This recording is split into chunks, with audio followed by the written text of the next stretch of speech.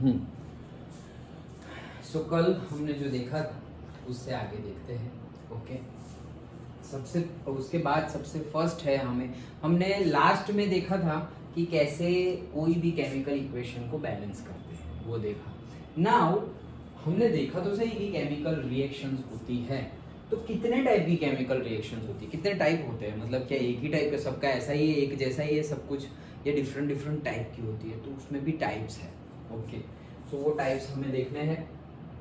देख, जैसे कि एकदम सिंपल ये जो है, ये है हमारा रिएक्टेंट ए, ये है रिएक्टेंट बी, एंड देन वो दोनों मिल के बना देते हैं कोई प्रोडक्ट जिसमें ए भी होगा और बी भी होगा। प्रपोर्शन वॉट एवर प्रपोर्शन, इसका 20%, इसका 80%, इसका 50, इसका 50, इसका 60, इसका 40, वॉट एवर, बट यहाँ पे एक प्रोडक्ट बन जाएगा।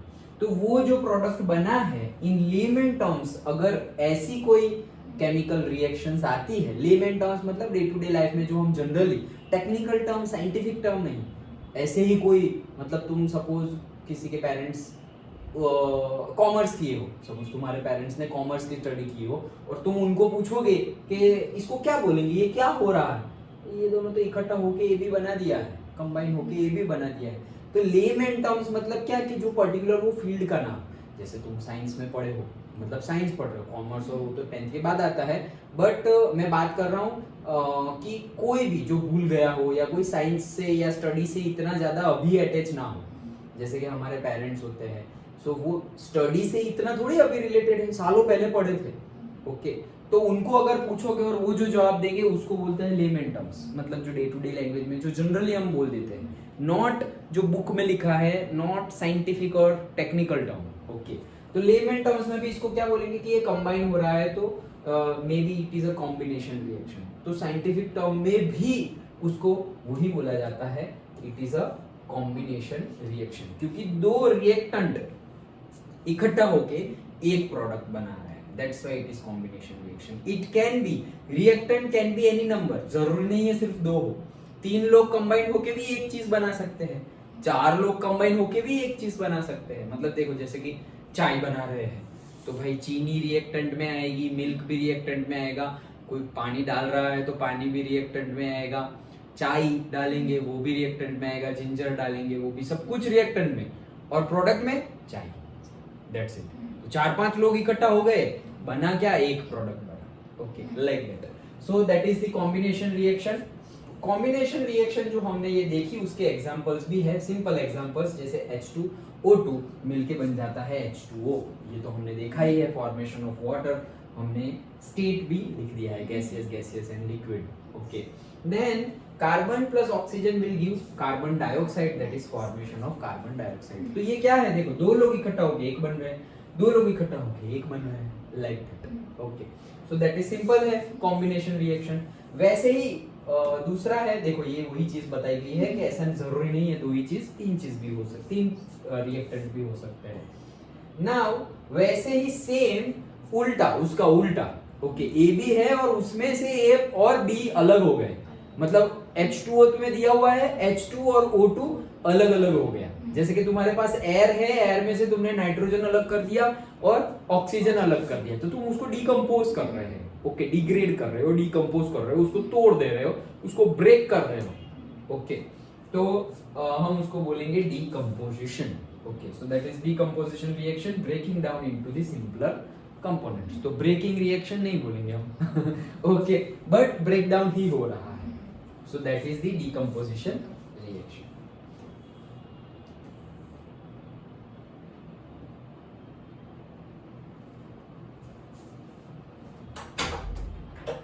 देखो गया हिमांशु,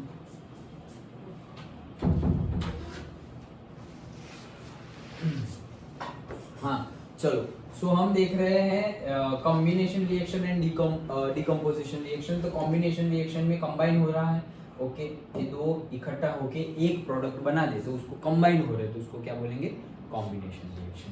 एंड डिकम्पोजिशन रिएक्शन में क्या होगा कि अगर ज्यादा है, ऑलरेडी प्रोडक्ट है, ओके, जैसे कि नमक वाला पानी, वो तुम्हारा प्रोडक्ट है, नमक वाला पानी, NaCl, वाटर, ब्राइन सॉल्यूशन बोलते हैं उसे, ब्राइन सॉल्यूशन, नमक वाले पानी को क्या बोलते हैं, ब्राइन सॉल्यूशन। सो वो है तुम्हारे पास। अब बोल रहे हैं कि दोनों को अलग करो, इसमें तो नमक भी है और पानी भी है, दोनों को अलग करो। तो हम गर्म करेंगे, सपोज उसको हीट दिया तो वाटर का स्टीम बन के वो सब उड़ जाएगा, इवापोरेट हो जाएगा। ओके, बट रहेगा क्या? सिर्फ और सिर्फ नमक, वो नीचे रह जाएगा NaCl। ओके, ऐसे ही बनता है ओशन में से भी हम पानी, गांधी जी ने बनाया था वो ऐसे ही बनाया था। ओके, वो जो ब्रिटिशर्स ने रूल लगाया था, हिस्ट्री में पढ़ा है ना, ब्रिटिशर्स ने रूल लगाया था कि भाई कोई ऐसे सॉल्ट बना नहीं सकता। फिर उन्होंने सॉल्ट मार्च की थी, जिसे दांडी मार्च भी बोलते हैं। 10 डेज लगे थे 240 माइल्स चलने के लिए। तो वो सब हिस्ट्री में हमने पढ़ा है।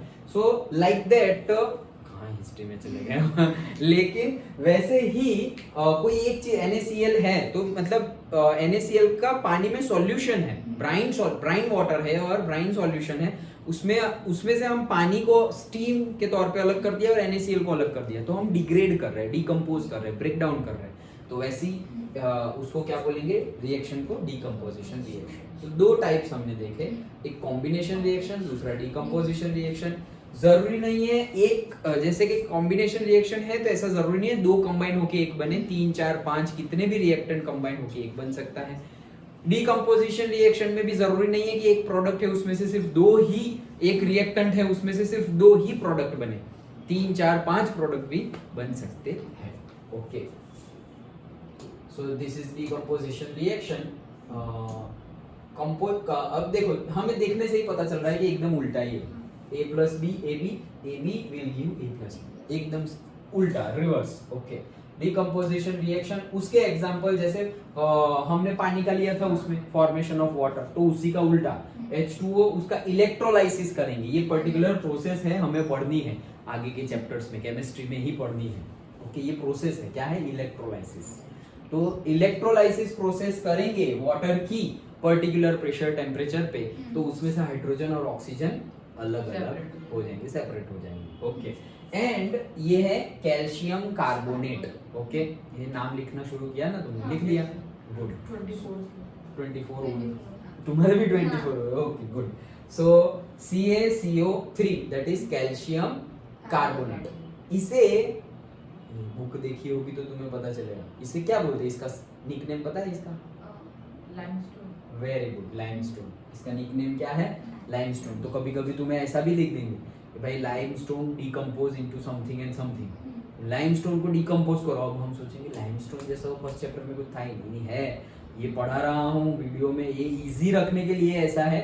NCERT एक बार तुम्हें पढ़ना ही है, NCERT छोड़ना नहीं है, वही हमारी गीता, बाइबल, कुरान, वही है सब। ओके, तो NCERT तो पहले ही पढ़ना है।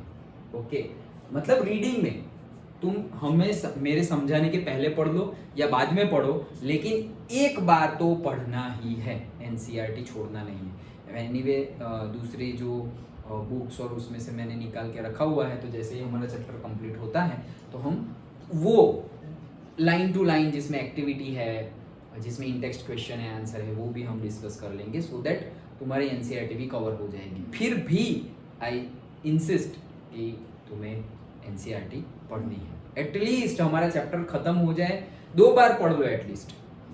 पूरे साल में 2 बार पढ़ने को बोल रहा हूँ, पूरे साल में 2 बार। ओके, एक चैप्टर है 20 पेज का, एक चैप्टर होगा। चैप्टर यहाँ शुरू हुआ उससे पहले एक बार पढ़ लो, चैप्टर कंप्लीट हो गया उसके बाद एक बार पढ़ लो। सिर्फ पढ़ने की बात कर रहा हूँ, याद रखने की कुछ नहीं, कुछ याद रखने का कुछ नहीं, सिर्फ पढ़ना है, पढ़ना है। डिस्कस करने से पहले पढ़ रहे हो तो शायद कुछ भी समझ में ना आए, ऐसा हो सकता है, थोड़ा बहुत समझ में आएगा, थोड़ा बहुत समझ में ना आए, व्हाटएवर। फिर डिस्कस किया उसके बाद पढ़ोगे तो सब कुछ समझ में आएगा। अगर क्लास में समझे हो तो सब कुछ समझ में आएगा, NCERT जब पढ़ोगे तो 2 बार तुमने पढ़ लिया, बस ये तुमने जो पढ़ना था, मैंने जो बोला बताया वो कर लिया तुमने। अब सिर्फ तुम्हें क्वेश्चन आंसर पे ध्यान देना है। इन टेक्स्ट क्वेश्चन निकालो, एक्सरसाइज के क्वेश्चंस निकालो, एग्जांपल्स अगर न्यूमेरिकल है तो एग्जांपल लो, प्रीवियस ईयर क्वेश्चंस निकालो, कौन से कैसे क्वेश्चंस पूछे जाते हैं, बस वो क्वेश्चन आंसर पे काम करना है। 2 बार तुमने पढ़ लिया। अगर ऐसे प्रिपेयर कर रहे हैं तुम 15 16 जो भी जितने भी चैप्टर हैं हमारे, सारे चैप्टर अगर तुम ऐसे प्रिपेयर कर रहे हो, पहले एक बार सेल्फ रीडिंग, देन हम डिस्कस करेंगे, देन अगेन 1 टाइम रीडिंग याद रखना है, ऐसा कुछ नहीं, जस्ट रीडिंग कि पता चलेगा अच्छा ऐसी सारी चीजें भी है जो शायद क्लास के डिस्कशन में रह गई, सब हो सकता है। ओके, क्योंकि मैं NCERT वर्ड टू वर्ड अभी थोड़ी डिस्कस कर रहे हैं हम, तो क्लास के डिस्कशन में सपोज वो रह गई तो तुम पढ़ोगे तो ध्यान में आएगा। और फिर वो रह गई होगी, वो भी हम जो एनसीईआरटी की इन टेक्स्ट है, एक्टिविटी है या एक्सरसाइज है, उसमें वो कवर अप हो ही जाएगी। ठीक है, तो 4 चीजें हो गई, पहले रीडिंग, फिर डिस्कशन, फिर वापस reading and then question answer and everything. ये 4 चीजें अगर तुमने हर चैप्टर में की, हर चैप्टर में ये 4 चीजें की तुमने, तो मैं गारंटी लिख के देता हूँ कितने मार्क्स आएंगे पता है? आउट ऑफ आउट मार्क्स आएंगे, 100 आउट ऑफ 100 आएंगे। बोलो अगर ऐसा किया तो, लेकिन 100 आउट ऑफ 100 साइंस में आएंगे। यहां से पूछे, कहीं से भी पूछे, लेकिन तुम्हें आएगा, तुम्हें आएगा। क्यों? क्योंकि कहीं बाहर से भी कुछ भी करे, कंसेप्ट तो यही रहेगा। और तुमने इतना डिटेल्ड पढ़ा है, पहले एक बार पढ़ लिया, जब कुछ भी नहीं पता था तब भी तुमने पढ़ लिया, उसके बाद डिस्कस किया, थॉरली समझा कि अच्छा ये है, देन अब सब कुछ समझ लिया, फिर से एक बार एनसीईआरटी पढ़ रहे हो। अब पहले की कंपेयर में तो अब सब कुछ ही समझ में आने लगा, क्योंकि हमने डिस्कस कर लिया है। एंड उसके बाद अब ये पूरा जनरल नॉलेज गेन करने के लिए पॉइंट, ये 3 प्रोसेस हुई नॉलेज गेन करने के लिए। अब 4th प्रोसेस जो हम कर रहे हैं, क्वेश्चन आंसर हम समझ रहे हैं, डिस्कस कर रहे हैं, लर्न कर रहे हैं, वो याद रख रहे हैं, that process is for exam point of view. इतना कर लिया, ये 4 चीज सभी चैप्टर में कर ली तुमने, 100 आउट ऑफ 100 मार्क्स आएंगे। बट ये मैं इतना कंफर्म कैसे बोल सकता हूं? अगर तुम ऐसा करोगे तो आएंगे। लोग, स्टूडेंट्स पहले लेके आए हैं स्टूडेंट्स, लेकिन वो फिर स्टडी। अभी क्या होता है, इन लोग को भी मैंने, लास्ट बैच को भी मैंने स्टार्ट किया था ये एनसीईआरटी पढ़वाना, तो मे बी स्टार्टिंग से जो सिंसियर स्टूडेंट थे वो आई थिंक 7 चैप्टर तक आए थे, फर्स्ट चैप्टर से लेकर के 7 चैप्टर तक एटलीस्ट 1 टाइम रीड कर देना है, डिस्कशन से पहले या डिस्कशन के बाद में, what ever, but 1 time read करना है, ऐसा मैंने उनको बोला था। तो 7th तक आए थे वो लोग, फर्स्ट हो गया, सेकंड हो गया, थर्ड हो गया, फोर्थ हो गया, 7th तक आए थे। 7th के बाद फिर स्कूल की एग्जाम आएगी, स्कूल से होमवर्क आएगा, फेस्टिवल्स आएंगे, इतनी सारी चीजें होगी ना, तो हम ये छोटी छोटी बातें भूल जाएंगे। ये छोटी बात नहीं है, लेकिन वो प्रेशर ज्यादा है, अरे कल दिखाना है, अभी चैप्टर पढ़ू या होमवर्क करूँ, वैसे स्कूल में कल दिखाना है, सबमिट करना है, लाइक दैट, वो सारी चीजें आएगी। लेकिन वहीं पे तो 100 ऐसे हो जाता तो फिर सब लोग 100 मार्क्स नहीं ले आते। वही तो है कि भाई 1000 में से एक स्टूडेंट ऐसा कर लेगा और फिर वो 100 ले आएगा। समझ में आ रहा है? ये सबकी अपनी अपनी ट्रिक्स होती है पढ़ने की, और वो कोई बताता नहीं है। टीचर के साथ शायद डिस्कस कर ले, लेकिन ऐसा नहीं है, बताते नहीं है, क्योंकि जो स्टूडेंट्स मानते हैं कि हाँ भाई जो पढ़ेगा उसके मार्क्स आएंगे, नहीं पढ़ेगा नहीं आएंगे, बताने में भी कोई प्रॉब्लम नहीं है। कोई दूसरा पढ़ लेगा तो जितना पढ़ेगा उतने ही मार्क्स आएंगे ना, हमारा पढ़ा हुआ वो थोड़ी ले जाएगा। हमारे मार्क्स कितने आएंगे? जितना हम पढ़ रहे हैं। बाकी लोगों के मार्क्स कितने आएंगे? जितना वो लोग पढ़ रहे हैं। सो दूसरों के ऊपर तो हमें ध्यान ही नहीं देना, हमें हमारे ऊपर ध्यान देना है। कोई पूछे तो की बात है। तो अगर तुम इंटरव्यू सुनो जिन्होंने टॉप किए हैं 10th में 12th में, जो स्टूडेंट्स टॉप करते हैं उनके चैनल वाले इंटरव्यू लेते हैं, ओके, कि कैसे पढ़ाई की थी ये वो। तो जनरल तो वो सब होता है कि I was studying from the starting, I have studied 6 to 7 hours every day and I have sacrificed all festivals and I did not have friends, I am very much serious about my career, ये वो, ये सारी basic है। Preparation कैसे करते थे, कौन सी book में से करते थे, या कितनी बार रिवाइज किया भी या नहीं किया, कैसे रिवाइज किया, फॉर्मूला कैसे, ये अंदर की बातें हैं। ये कोई पूछेगा तो बताएंगे, कोई नहीं पूछेगा तो ये बातें बाहर ही नहीं निकलती। तो मैं तुम्हें डायरेक्टली वो बता रहा हूँ कि वो ये बेसिक है, ये ऐसे प्रैक्टिस करोगे सब कुछ आएगा।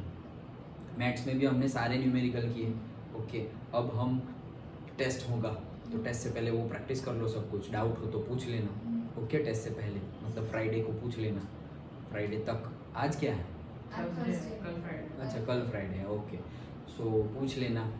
सो वी विल देन आफ्टरवर्ड्स जब यही चैप्टर का दूसरा टेस्ट लूंगा तो वो सिर्फ एनसीईआरटी का नहीं होगा। ये जो सैटरडे टेस्ट है उसमें सिर्फ और सिर्फ एनसीईआरटी के ही क्वेश्चंस होंगे जो हमने बुक के डिस्कस किए हैं, सॉल्व, एक्सरसाइज, व्हाटएवर, बट उसमें से ही मैं रखूंगा। और उसके बाद may be we will go for से एनसीईआरटी तो होगी ही, साथ साथ में से पीवाईक्यू और से पीवाईक्यू। अब पूरे साल जब मैं पीवाईक्यू बोलूँ तो समझ जाना, प्रीवियस ईयर क्वेश्चंस, ओके। सो पीवाईक्यू या तो फिर हम से एग्जाम्पलर आएंगे, तो वो सब हम करेंगे। ओके, तो बहुत अच्छे मार्क्स आएंगे अगर ये कंसिस्टेंसी रखी तो। चलो, तो H2O का इलेक्ट्रोलाइसिस करेंगे तो H2NO2। लाइमस्टोन CaCO3 का डीकंपोजिशन करेंगे, मतलब कि उसको हीट देंगे तो बनेगा CaO एंड CO2। वापस तुमने बुक में ध्यान से देखा हो तो इसका भी एक निकनेम है, याद है? इसका नाम क्या है वो? Calcium oxide. Yes, calcium oxide. Okay, इसका नाम है क्विकलाइन। क्विकलाइन याद रखना ये नाम। हाँ, ये नाम याद रखना क्योंकि ऐसे भी पूछे जाएंगे। तो इसका नाम है लाइमस्टोन,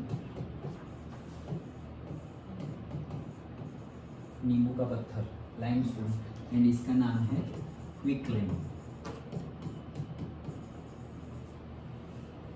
ओके, तो क्विक लाइमस्टोन का डीकंपोजिशन करेंगे, उसको हीट देंगे तो हमें मिलेगा quicklime and carbon dioxide. Understood? Okay, एक और है साथ साथ में याद ही रख लो, CaOH ट्वाइस, जिसका नाम है calcium hydroxide. Correct, calcium hydroxide, और इसका नाम है स्लेक्ड लाइम। ओके, ये सारे निकनेम याद रखना। ओके, तो निकनेम मतलब हम बोलते हैं उसको common name. Common name, suppose तुम कंपनी में काम कर रहे हो, तुम्हें कोई भेजे वहां से वो CaCO3 ले आ, तो कोई नहीं बोलेगा CaCO3 ले आ, या कोई ऐसा भी शायद ना बोले कि कैल्शियम कार्बोनेट ले आ, वो बोलेंगे वो लाइमस्टोन पड़ा है ना उधर, वो लेके आ। ऐसे, क्योंकि जो बहुत ज़्यादा पढ़े लिखे नहीं होते उनको कैल्शियम कार्बोनेट और से CaCO3 वो सब थोड़ा क्या बोल रहे हैं, ऐसा थोड़ा हैवी लगता है, तो ये थोड़ा कॉमन नेम बोल रहे हैं, कॉमन नेम, निकनेम जैसे कॉमन नेम, तो ऐसा हो गया लाइमस्टोन लेके आओ, तो लेके आएगा। वो CaCO3 का है 2CaCO। नहीं, 2 तो बैलेंसिंग के लिए है, वो CaCO3 है, CaCO3 CaO CO2, 2 तो बैलेंसिंग के लिए, जैसे ये 2 भी बैलेंसिंग के लिए है, ये 2 भी बैलेंसिंग के लिए। ओके, चलो, तो हो गया कॉम्बिनेशन, डीकंपोजिशन, कॉम्बिनेशन वो set, decomposition. Next displacement reaction. तो डिस्प्लेसमेंट रिएक्शन नाम ही देखो एक्सप्लेन कर दे रहा है, डिस्प्लेसमेंट रिएक्शन, डिस्प्लेस करना। डिस्प्लेस करना मतलब क्या, एक की जगह दूसरे ने ले ली, तो डिस्प्लेस, प्लेस मतलब जगह, और डिस्प्लेस मतलब जगह बदल देना, तो एक की जगह दूसरा ले रहा है। जैसे तुम म्यूजिकल चेयर खेलते हो, तो अभी तुम यहाँ बैठे हो और दूसरी टाइम पे तुम कहीं और बैठे होंगे और तुम्हारी जगह पे कोई और बैठा होगा, और जैसे स्कूल में, ट्यूशन में, तो अगर जगह फिक्स नहीं है तो तुम कहीं आज यहाँ बैठे हो, तुम रोज ही वहाँ बैठते हो, और कोई दूसरे दिन कोई आया और वहाँ पहले बैठ गया, सो डिस्प्लेस हो गई जगह, like that. Okay, so displacement reaction, तो देखो ए है और ये कंपाउंड है, बी और सी साथ में है, मतलब वो क्या है, कंपाउंड है, तो ये कंपाउंड है, तो ए ने बी को डिस्प्लेस कर दिया, मतलब ए की जगह चेंज कर दी, तो सी तो उसी की जगह पे है, लेकिन बी की जगह पे कौन आ गया, ए आ गया, तो ए आ गया बी की जगह पे, तो बन गया ए सी, तो ए सी और बी अकेला रह गया, बी को तो हमने निकाल दिया, बी अकेला रह गया तो वो अकेला हो गया। सिंपल, समझ में आया डिस्प्लेसमेंट रिएक्शन। वैसे ही देखो, ये एक ए सी है, एक बी है, सब्स्टिट्यूशन रिएक्शन, इसको ये उसका दूसरा नाम है, कॉमन नेम। डिस्प्लेसमेंट रिएक्शन को क्या बोल सकते हैं, सब्स्टिट्यूशन रिएक्शन, सब्स्टिट्यूट करना, इसकी जगह दूसरा सब्स्टिट्यूट। जैसे क्रिकेट में होता है ना, कोई प्लेयर इंजर्ड हो गया तो अब बोलेंगे अब इससे तो फील्डिंग नहीं होगी, बोलेगा अच्छा वो 12th प्लेयर है उसको ले आओ, तो इसको भेज दो, बिठा दो, और वो 12th प्लेयर है वो फील्डिंग करेगा, तो सब्स्टिट्यूट कर दिया, एक की जगह पे दूसरा, इसको बोलते हैं सब्स्टिट्यूट। ओके, तो सब्स्टिट्यूट और से डिस्प्लेसमेंट रिएक्शन, सिंपल। ओके, समझना ही है, फिर बुक में जो कंटेक्स्ट है वो भी हम डिस्कस करेंगे, लेकिन ये पहले समझ लो सब। ओके, चलो, तो जैसे कि ये एग्जांपल है हमारे पास, Zn प्लस CuSO4, CuSO4 का नाम कॉपर सल्फेट, तो zinc plus copper sulphate will give ZnSO4, zinc sulphate plus copper. तो हुआ क्या, ये कंपाउंड था, जिंक ने कॉपर को हटा दिया, तो ZnSO4 और कॉपर अलग हो गया। समझ में आया? ओके, अब देखो यहां पर कॉपर अब उल्टा है, कॉपर प्लस जिंक SO4, तो कॉपर जिंक की जगह ले लेगा और फिर बना देगा Zn और CuSO4, लेकिन ऐसा नहीं होगा, लिखा हुआ है copper would not displace zinc. Why? तो इसका आंसर तुम्हें मिलेगा चैप्टर नंबर 3 में, जब हम मेटल्स नॉन मेटल्स की बात करेंगे तो उसमें एक थियरी आती है जिसको हम बोलते हैं रिएक्टिविटी सीरीज। क्योंकि जिंक ज्यादा रिएक्टिव, ओके, तुम रिएक्टिविटी सीरीज को ऐसे समझ सकते हो अभी के तौर पे, ज्यादा पावरफुल। तो जो ज्यादा पावरफुल होगा, जैसे कोई मोटा आदमी है, वो मोटा आदमी दूसरे पे हट और फिर वो बैठ गया, ओके। अब वो जो उठा है पतला वाला, अब उसकी बारी, उठा दे तो वो तो बैठा हुआ है, हट करेगा तो उसी के पैर में लगेगा, मैं नहीं उठूंगा, मेरी तो बॉडी ज्यादा है लाइक में, सो वो डिस्प्लेस नहीं करता, क्यों? उसके पास पावर नहीं है, like that. So reactivity series हम पढ़ेंगे, ओके, जैसे कि था के Na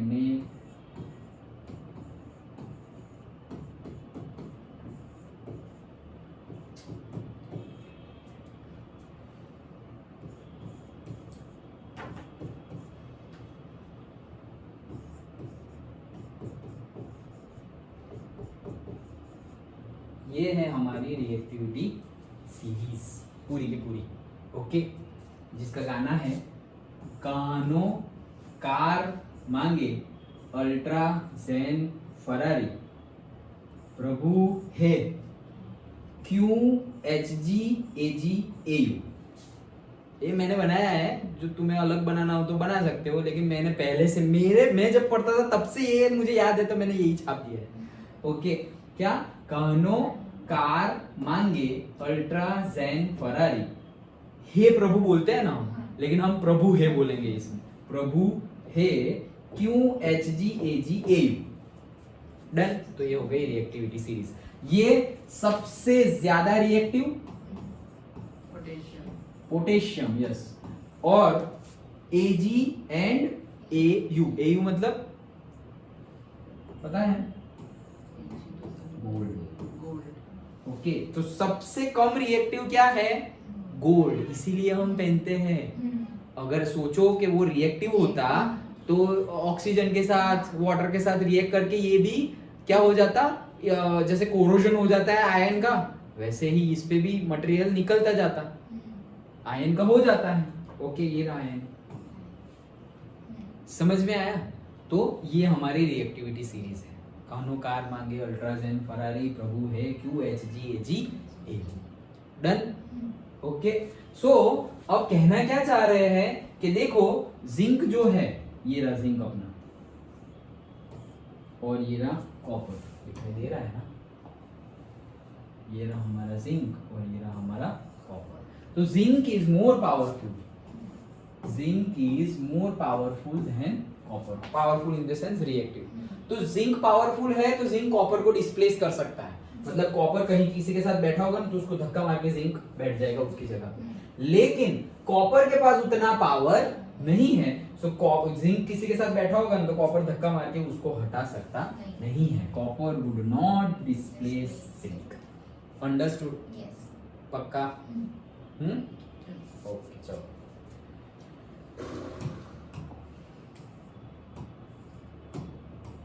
अब हम आ जाते हैं डबल डिस्प्लेसमेंट पे। ओके, डिस्प्लेसमेंट तो देखा हमने, अब डबल डिस्प्लेसमेंट। तो जब डिस्प्लेसमेंट देखा तो हमने क्या देखा था कि से जिंक है और कॉपर सल्फेट है, तो एक एलिमेंट है और एक कंपाउंड है, फिर एक्सचेंज हो रहा है, तो फिर हमें मिल गया कि भाई ZnSO4 प्लस कॉपर, एक एलिमेंट है और एक क्या है, कंपाउंड है। लेकिन अब दोनों ही कंपाउंड है, दोनों ही कंपाउंड है, यहां पर भी कंपाउंड, यहां पर भी कंपाउंड। तो सपोज ये B चला गया D की जगह पे और D चला गया B की जगह पे, ओके, B चला गया D की जगह पे और D चला गया B की जगह पे। डन। तो क्या हो गया, AD हो गया और C D हो गया।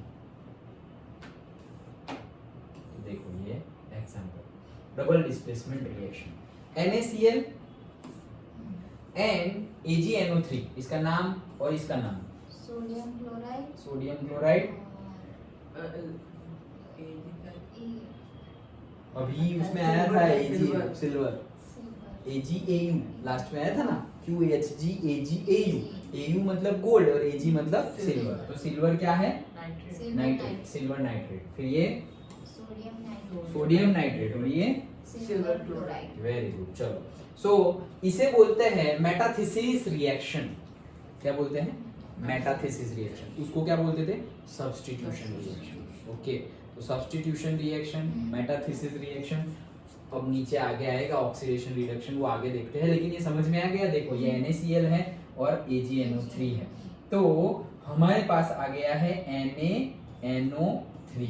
अब देखो इसमें भी कुछ भी नहीं बन सकता। तुम यहाँ सर मुझे NO3 को नहीं धक्का मारना, मुझे Ag को मारना है, तो तुम ऐसा बना दो Na और Ag। ऐसा कंपाउंड कभी नहीं बन सकता। क्यों नहीं बन सकता? Any gases?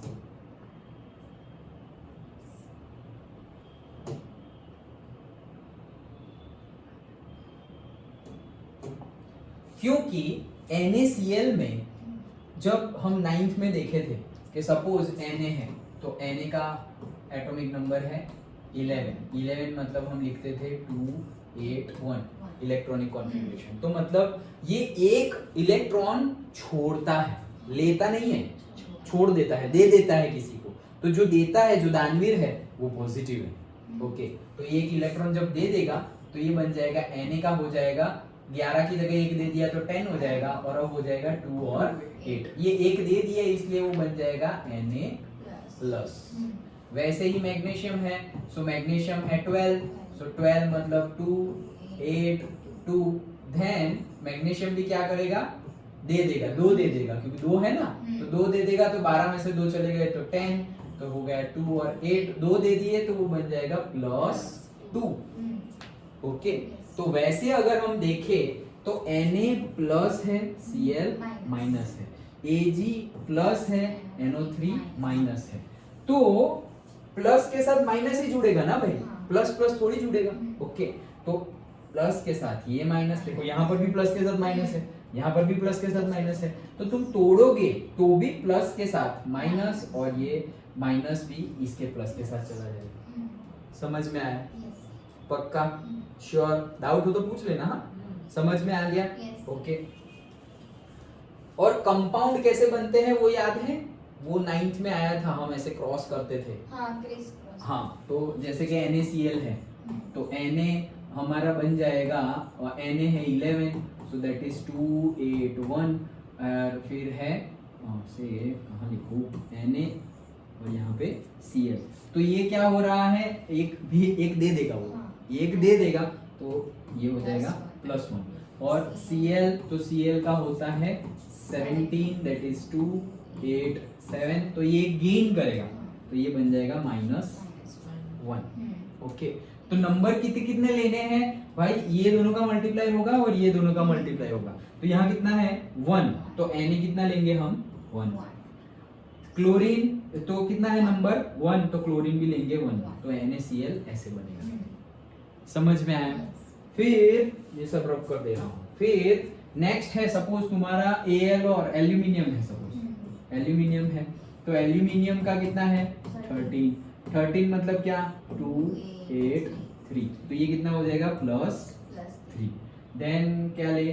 क्लोरीन ले लेते हैं। क्लोरीन 17 2 8 7, तो वो कौन है? क्लोरीन। तो वो एक इलेक्ट्रॉन लेगा, मतलब क्या होगा? -1। तो अब इनका कंपाउंड बनेगा तो कैसे होगा? क्रॉस मल्टीप्लाइड, ऐसे और ऐसे। सो Al कितना है नंबर? 1, सो 1, तो Al। Cl कितना है? 3, तो AlCl3। ऐसे कंपाउंड बनते हैं। ओके, तो तुमने ये कंपाउंड शायद देखा होगा, नाम देखा होगा, तो इसे कहते हैं एल्यूमिनियम क्लोराइड। ओके, फिर हम ऐसा बोलते हैं कि नहीं भाई मुझे 3 नहीं लिखना है, मुझे लिखना है AlCl2, तो वो गलत हो जाएगा। ओके, क्योंकि Al दे रहा है कितने? 3, +3 दे रहा है, तो फिर क्लोरीन को भी 3 ही लेने पड़ेंगे, मतलब 3 क्लोरीन एक वाले होंगे कि एक एल्यूमिनियम 3 चॉकलेट दे रहा है, लेकिन क्लोरीन बोलेगा मैं तो एक ही चॉकलेट दूंगा, तो फिर बोले कि अच्छा तू तेरे जैसे दूसरे 2 को लेके आ, तो एक क्लोरीन को एक दे दिया, दूसरे क्लोरीन को दूसरा और तीसरे क्लोरीन को तीसरा, तो वो लोग 3 एक चॉकलेट ली और ये अकेले ने 3 chocolate they the, like that. Understood? Simple, okay. तो नाउ नेक्स्ट है, देखो कितनी देखी है हमने, कितनी हुई? सबसे पहली कॉम्बिनेशन, दूसरी डीकम्पोजिशन रिएक्शन, तीसरी डिस्प्लेसमेंट, ब्रेकिंग डाउन करते हैं वो, ब्रेकिंग डाउन नहीं सॉरी डिस्प्लेस करते हैं वो, सब्स्टिट्यूट करते हैं वो, ओके। ब्रेकिंग डाउन तो डीकम्पोजिशन हो गया, सो डिस्प्लेसमेंट रिएक्शन। और ये चौथी double displacement reaction, okay, metathesis reactions. And ये जस्ट एक हमारा एक्सपेरिमेंट जैसा है कि कॉपर पाउडर है यहाँ पर, ये जो प्लेट होगी एकदम छोटी सी जिसमें तुम पाउडर रखोगे उसको बोलते हैं China dish, okay, China dish बोलते हैं। ये वायर गेज है क्योंकि कुछ स्टैंड जैसा है जिसके ऊपर रख सके हम, तो वो है wire gauge. Then tripod stand है, तुम शायद केमिस्ट्री की लैब में जाओ अपने स्कूल में देखने के लिए, प्रैक्टिकल करने तो शायद ना जाने दे या फिर पता नहीं, but you can tell to the teacher that one time we want to go and see the chemistry lab, okay, so they will show। और ये है बर्नर जिससे हम हीट देंगे, तो वो एक्टिविटी हम आगे करने ही वाले हैं। लेकिन यहाँ पर क्या बोल रहे हैं कि जैसे ही हम हीट देते हैं तो क्यूप्रिक ऑक्साइड बन जाता है। यहाँ पे कॉपर का पाउडर था और कॉपर का पाउडर था ब्राउन कलर का, और उसको जैसे ही कॉपर के पाउडर को हमने हीट दी तो क्यूप्रिक ऑक्साइड बन गया है, और वो ब्राउन कलर का नहीं होता, तो वो थोड़ा ब्लैकिश हो गया होता। तो एक्टिविटी में भी हम देखने ही वाले हैं, ओके। चलो, तो देखो जैसे कि कॉपर था पहले से और नीचे से हीट दिया ऑक्सीजन, तो कॉपर ऑक्सीजन हीट तो बन जाएगा सबसे पहले copper oxide, okay.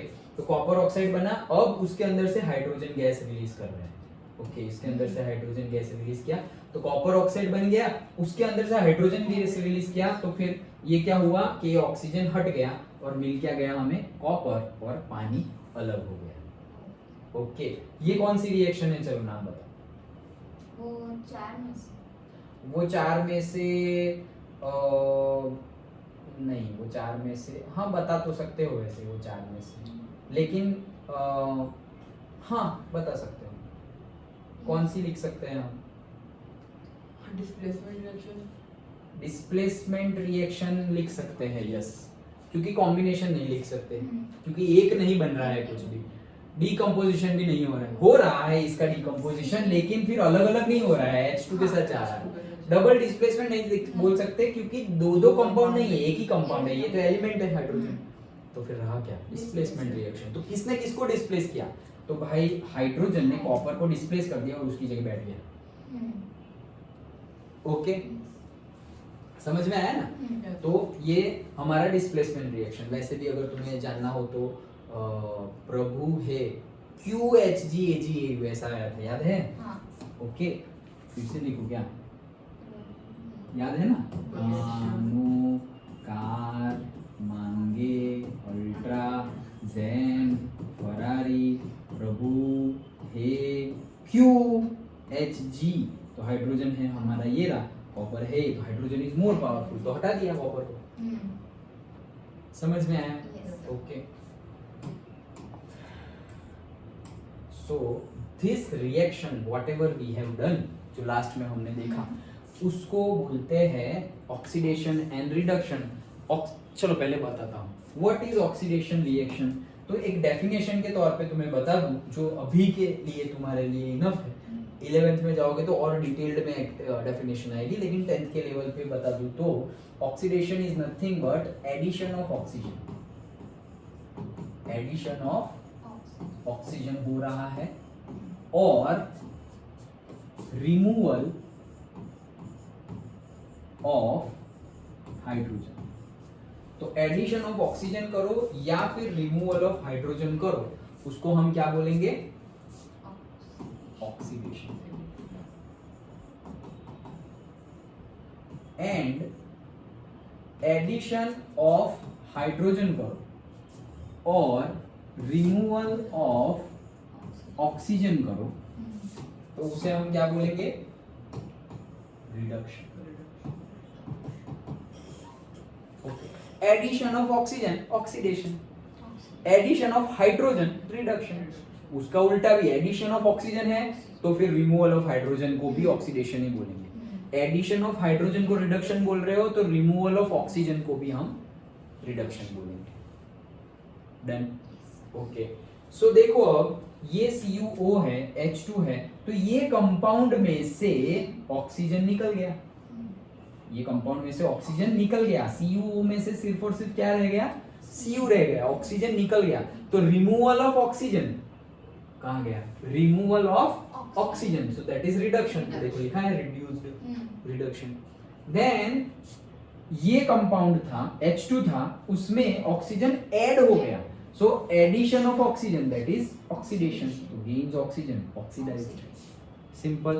So oxidation is nothing but addition of oxygen or removal of hydrogen. Or say reduction is nothing but addition of hydrogen or say removal of oxygen. Done? Okay. तो ये process हमने लिख ली. तो दोनों को एक साथ देखो, कोई रिएक्शन में दोनों हो रहे हैं, जनरली दोनों ही होते हैं, दोनों ही रिएक्शन साथ में होती है. किसी का ऑक्सीडेशन हो रहा है, ऑब्वियसली उसको रिडक्शन बोलेंगे, क्योंकि एडिशन ऑफ ऑक्सीजन हो रहा है तो हम बोलेंगे नहीं, एडिशन ऑफ ऑक्सीजन हो रहा है तो हम उसको ऑक्सीडेशन बोलेंगे. लेकिन रिमूवल ऑफ हाइड्रोजन तो नहीं हो रहा है तो हम उसको ऑक्सीडेशन नहीं बोलेंगे. नहीं, और है ना भाई, एंड नहीं है, और है बीच में कि एडिशन ऑफ ऑक्सीजन हो फिर रिमूवल ऑफ हाइड्रोजन हो या ना हो, उसको बोलेंगे ऑक्सीडेशन. ओके, दोनों में वैलिड है. तो यही है. वैसी ही दूसरी हमारे पास रिएक्शन है. अब तुम मुझे बताओ कि किसका यहाँ पे ऑक्सीडेशन हो रहा है और किसका रिडक्शन हो रहा है. ZnO में और Zn में रिडक्शन. हाँ, तो मतलब तुम्हें ये बताना होगा कि ZnO का क्या हो रहा है और कार्बन का क्या हो रहा है. तो ZnO का क्या हो रहा है? ऑक्सीडेशन हो रहा है या रिडक्शन हो रहा है? रिडक्शन. ZnO का रिडक्शन हो रहा है. कैसे पता चला? क्योंकि ZnO में से ऑक्सीजन हम रिमूव कर रहे हैं और removal of oxygen is the reduction. तो ZnO का क्या हो रहा है? ZnO का हो रहा है रिडक्शन. वैसे ही कार्बन का क्या हो रहा है? ऑक्सीडेशन. क्योंकि कार्बन के अंदर ऑक्सीजन ऐड हो रहा है, इसलिए कार्बन का हो रहा है ऑक्सीडेशन. डन.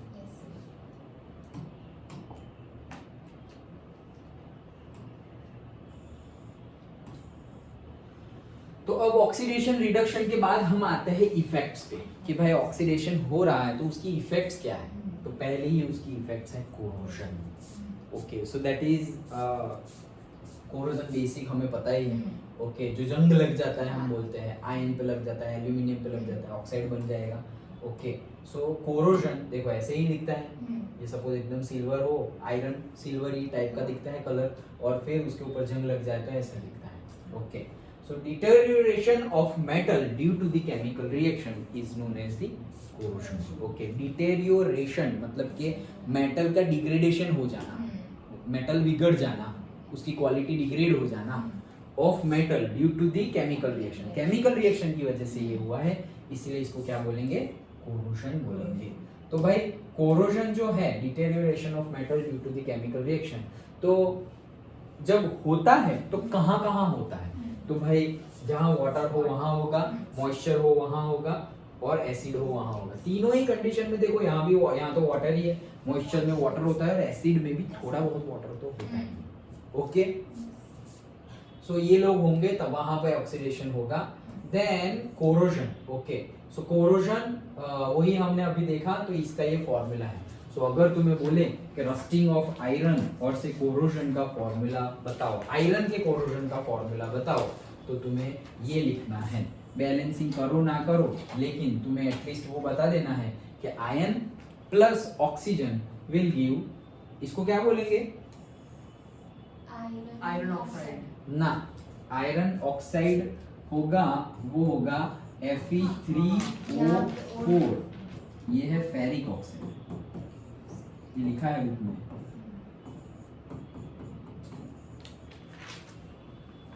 ओके, सो Fe2O3 फेरिक ऑक्साइड बनेगा. वो तो हम सिर्फ इंफॉर्मेशन के लिए. आयरन, ऑक्सीजन क्यों ऐसा बोल दिया सिर्फ ऑक्सीजन? क्योंकि वी विल एज्यूम कि वाटर, मॉइस्चर, एसिड वहां पे होगा ही, तो ये बन जाएगा। ये रस्ट है, रस्टिंग ऑफ आयरन, तो यही है रस्ट। ओके, देखो ये रस्ट हो रहा है, यहाँ पे रस्ट नहीं हुआ है, रस्ट वही है, Fe2O3 को ही हम क्या बोलेंगे, रस्ट। तो कोई बोले कि रस्ट का फॉर्मूला, रस्ट का केमिकल फॉर्मूला लिखो। अब ऐसा पूछेंगे तो हम सोचने लगे यार बहुत टफ क्वेश्चन निकाल लिया, रस्ट का केमिकल फॉर्मूला, अरे यही है। ओके, यही है, फेरिक ऑक्साइड को ही रस्ट बोलते हैं। अंडरस्टूड? यस। ओके, चलो। देन कोरोजन, तो कोरोजन के लिए लिखा हुआ है कि ग्लोबल कॉस्ट ऑफ कोरोजन $, की अगर बात करें तो एन्युअली 2.2 ट्रिलियन करेंसी वेस्ट हो जा रही है just because of the corrosion. सबसे ज्यादा कहां पर? सबसे ज्यादा हमारी शिप्स में, मतलब सबकी, सारे देश की, हमारे देश की नहीं, पूरे वर्ल्ड की जो शिप्स है, जो जहाज है, सबमरीन है, शिप्स है, वो तो कंटिन्यूअसली पानी के कांटेक्ट में रहेगी। ओके, तो जंग वहां पे ज्यादा लगता है। हम ना लगे इसके लिए भी बहुत कुछ करते हैं, फिर भी लगता तो है ही। अगर लगता ही नहीं तो फिर कोई शिप तो चलता ही रहता। लेकिन शिप की अब शिप की एज भी होती है, तो वो कितनी है पता है? अभी मैक्सिमम 15 ईयर्स है। 15 ईयर्स के बाद कितनी भी अच्छी कंडीशन में हो वो शिप, उसे तोड़ दिया जाता है, क्योंकि कोई रिस्क नहीं मांगता ऐसे। ओके, आगे जाके कुछ भी हो जाए, जब जरूरत हो तभी ऐसे, मतलब वो बोलते हैं ना, क्या बोलते हैं कि वो गुजराती में एक कहावत है ना, दशहरा ने दिवसे घोड़े ना दौड़े, ऐसा। जिस दिन काम है उसी दिन अगर तुम्हारा काम, मतलब तुम्हारा घोड़ा ना चले तो फिर क्या मतलब है? Okay, so global cost of corrosion इतना ज्यादा है। इंफॉर्मेशन के लिए, जनरली नहीं पूछते, इंफॉर्मेशन के लिए है। क्या है? 2.2 ट्रिलियन, लेकिन क्या रुपीस नहीं, $। 2.2 ट्रिलियन $। सोचो कितने ज्यादा अमाउंट है। ओके, कहाँ लगता है? तो ये जो हमने बात की वो शिप्स में, गाड़ियों में, क्योंकि गाड़ियों में भी एल्यूमिनियम होता है। और ये एक गलतफहमी है, बिलीफ सिस्टम है कि कोरोजन सिर्फ और सिर्फ आयरन का होता है, आयरन का होता है, ऐसा नहीं है, मेटल का होता है, लेकिन सबसे ज्यादा आयरन का होता है। बाकी सारी मेटल का थोड़ा बहुत कोरोजन तो होता ही है। ओके, सो हमारे ऑटोमोबाइल्स है, शिप्स है, ब्रिजेस है, ब्रिजेस में भी बहुत होता है। अब ये एक देखो मिस्ट्री, 200 साल पुराना है हमारा गोल्डन ब्रिज, इतना ज्यादा कोरोड नहीं हुआ। इतना ज्यादा क्या मतलब, तुम ना के बराबर है कोरोड, जस्ट इमेजिन। 200 इयर्स हो गए हैं उसको, रिवर के ऊपर है, मॉइस्चर हमेशा रहता है, फिर भी सोचो, that is the beauty. Okay, ये ब्यूटी है टेक्नोलॉजी की, ऐसा होना चाहिए। अब आज के टाइम पे कुछ घर बनाया, ये कया, वो क्या है, धड़ धड़ धड़, कोई क्वालिटी नहीं, सब करप्शन करप्शन। क्वालिटी अच्छी यूज नहीं कर रहे, तो तुम अगर ब्रिक लेने जाओ ना, तो 4 रुपीज की एक ब्रिक आती है और 11 रुपीज की भी एक ब्रिक आती है। सोचो, एक ब्रिक से कितना कॉस्टिंग, कितना चेंज हो जाएगा। तुम्हारा घर सपोज 5 लाख में कोई घर बन रहा हो तो उसका डायरेक्ट डबल हो जाएगा, डबल, 4 और 11, डबल से भी ज्यादा, 3 गुना हो जाएगा। ओके, तो that is the thing, quality. Okay, अब आ जाते हैं हम corrosion and then the last topic is the rancid. Okay, rancidity, rancid मतलब क्या, जिसे हम बोलते हैं गुजराती में और हिंदी में खौरापणु, और खारा मतलब कि, खारा मतलब नॉट सॉल्टी, ओके, बट उसका टेस्ट बिगड़ जाना, उसमें मॉइस्चर आ गया और वो रेंसिड हो गया, मतलब कि वो टेस्ट पहले जैसा नहीं है, स्पॉइल हो गया, वो स्मेल भी थोड़ी चेंज हो गई, इसे बोलते हैं रेंसिड। ओके, सो जैसे कि ये बर्गर खुला है, ये चिप्स है, ओके, तो ये चिप्स एंड ऑल, तो फूड गोइंग बैड, मतलब फूड खराब हो जाना, उसी को बोलते हैं rancidity, spoilage of food and makes it undesirable for consumption. तो फूड का स्पॉइलेज हो जाना, बिगड़ जाना, एंड मेक इट अनडिजायरेबल, के यूज नहीं कर सकते, अनडिजायरेबल, अब नहीं चाहिए भाई, रेंसिड खाना नहीं खाना है। ओके, तो उसको बोलेंगे रेंसिडिटी। ओके, और स्मेल भी आ जाती है, ऑफुल स्मेल, मतलब जो ऑड स्मेल होती है, इतनी ज्यादा नहीं, लेकिन तुम कॉन्शियसली उसको स्मेल करोगे। ऐसा समझो कि कोई वेफर ले आए, तुम कोई वेफर ले आए, उसको कट किया, खाया, आधा पैकेट खा गए और बाकी का आधा पैकेट ऐसे ही डाइनिंग टेबल पे ऐसे ही खुला रख दिया। और अब 2 दिन बाद वापस वो तुम वहां से डाइनिंग से वही उठा के बंद नहीं किया, कुछ नहीं किया, सील टाइट नहीं किया, कुछ नहीं किया, और वही पैकेट उठा के खा रहे हो, मतलब वही वेफर उठा के खा रहे हो, the taste will be different, the smell will be different, moisture भी होगा, and that taste will not good. फेंक दो यार, ये तो बिगड़ गया है, लाइक दैट। सो उसे बोलते हैं rancidity. Okay, so spoilage of food makes it undesirable for consumption. इसे बोलते हैं ऑक्सीडेटिव रेंसिडिटी। मतलब क्या कि ये हमारा फूड है, ऑक्सीजन उसको मिलता रहेगा तो वो उसका कलर और टेस्ट दोनों चेंज कर देगा। ऑक्सीजन उसको मिलता रहेगा तो ओके, तो उसका कलर भी, इसीलिए तो हम बोलते हैं कि सील टाइट। ओके, पैकेज में रख दो, या फिर ये वेफर है तो उसको हम ऐसे मोड़ के फिर ऊपर रबर बैंड और ऐसे चढ़ा के ऐसे पक्का करके रखते हैं कि अंदर मॉइस्चर ना लग जाए। हम ऐसा बोलते हैं, अरे हवा ना लग जाए, मॉइस्चर ना लग जाए। वो बात सही है, गलत नहीं है, लेकिन उसके साथ साथ मॉइस्चर लगने के बाद होगा क्या, मॉइस्चर है, ऑक्सीजन भी मिलेगा उसको, और वो रेंसिड हो जाएगा, उसका टेस्ट और कलर दोनों ही चेंज हो जाएगा। कलर तो हमें ज्यादा दिखेगा नहीं, चेंज होता है ओके, बट हमें उतना ऑब्जर्व नहीं कर पाएंगे क्योंकि हमारी आंखों की कैपेसिटी है। ओके, तो माइक्रो लेवल पे, माइक्रोस्कोप पे जाके देखो तो तुम्हें कलर चेंज हुआ दिखेगा। सो कलर चेंज हो जाएगा, ऑर्डर भी, टेस्ट, कलर सब कुछ चेंज हो जाएगा। Okay, so that is the oxidative rancidity. पर अगर वो ना हो, इसीलिए हम जो पैकेट खाते हैं और हम जिसका मजाक उड़ाते हैं कि सपोज लेज लेके आ गए, बालाजी लेके आ गए, गोपाल लेके आ गए, और इतना बड़ा पैकेट है और अंदर से निकला इतना ओके, क्यों इतना? जानबूझ के वो पैकेट को बड़ा बनाया जाता है, उसके अंदर नाइट्रोजन गैस फील किया जाता है। तो नाइट्रोजन गैस जो होता है वो उसको रेंसिड होने से बचाता है। इसीलिए अगर एक बार में क्वेश्चन पूछा जाए कि फूड रेंसिड ना हो उसके लिए कौन सा गैस फिलअप किया जाता है, नाइट्रोजन, हीलियम, ऑक्सीजन एंड से कार्बन डाइऑक्साइड, तो तुम्हारा आंसर होगा नाइट्रोजन। ऑक्सीजन तो पूरा ही। हाँ, लेकिन अगर कंसेप्ट पढ़ा नहीं है, सुना भी नहीं है, एटलीस्ट सुना हो ऐसे क्लास में, स्कूल ट्यूशन क्लास में हमारा थोड़ा भी ध्यान हो, तो एमसीक्यू तो ऐसे ही आते हैं। ओके, पता चल जाएगा अगर थोड़ा भी ध्यान है तो। लेकिन जो टाइम पास करते हैं ऐसे, यहाँ सर पढ़ा रहे हैं और स्कूल में मतलब ऐसे लंबा क्लास है, पीछे की 3-4 वो पता नहीं क्या कर रही है, वैसा है तो फिर उनके लिए फिर क्या कर, फिर नहीं आएगा। नहीं तो थोड़ा भी ध्यान है, तुम याद रखने की ट्राई ना करो ना तो भी याद रह जाएगा। तुम ट्राई करते हो, अभी जैसे कुछ ट्राई किया क्या, जो तुम सिर्फ ध्यान दे रहे हो ना, वो ध्यान देने में ही सब कुछ आ गया। वही इंपॉर्टेंट है, ध्यान देना। सबसे इंपॉर्टेंट चीज लाइफ में कुछ हो तो वो है ध्यान देना। जो किस पे ध्यान देना, जो एक्टिविटी करो उस पे ध्यान देना, अपना 100% देना।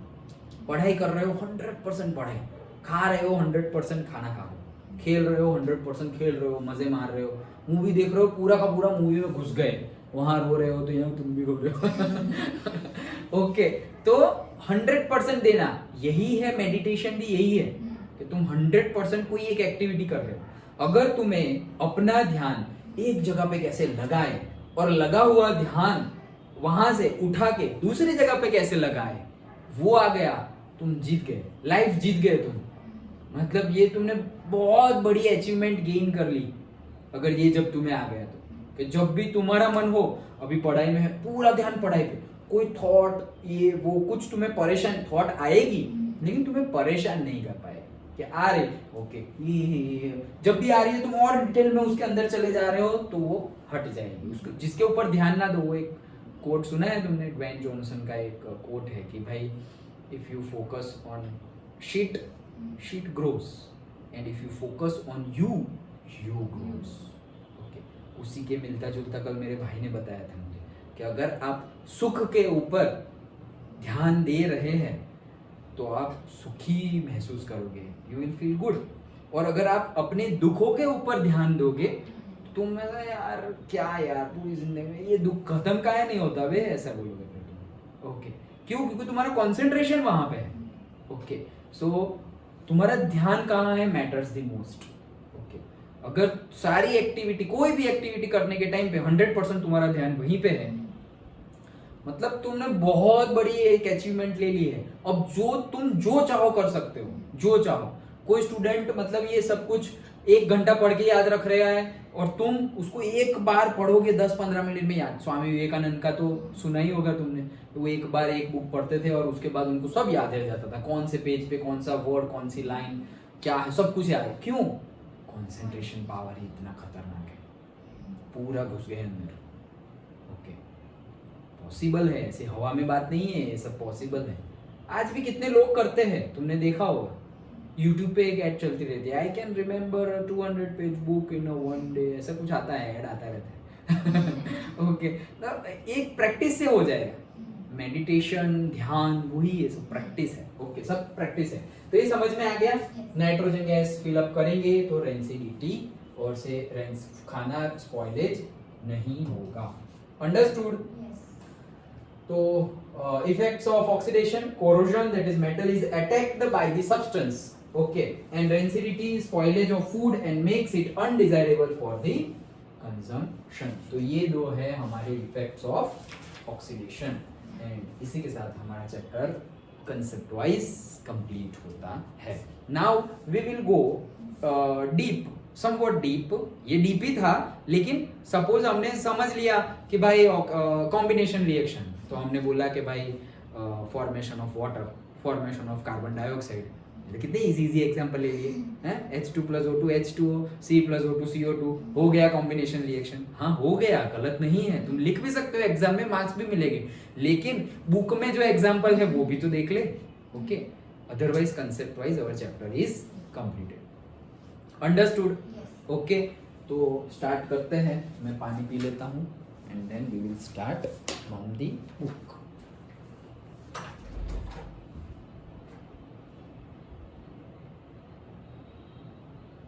साइकिल गया शैम्पू आपको टाइम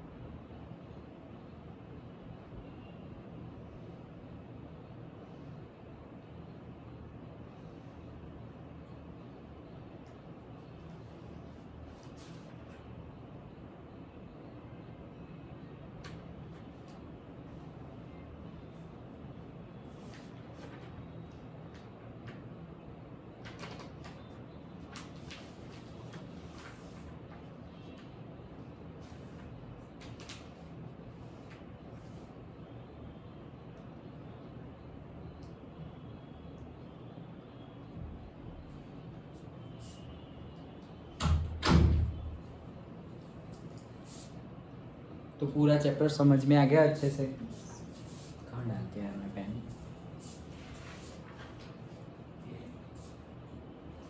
कंसेप्ट वाइज समझ गया पूरा चैप्टर, इजी था। ओके, सबसे पहले तो मैं तुम्हें नाम बता दूं, शायद तुम लोगों ने लिख लिए होंगे, फिर भी कोई ना लिखे हो तो बता देता हूँ, तो तुम लिख लो तुम्हारे नोट में, बुक में, जहाँ लिखना हो वहाँ। जैसे कि फर्स्ट पेज से ही देखते हैं।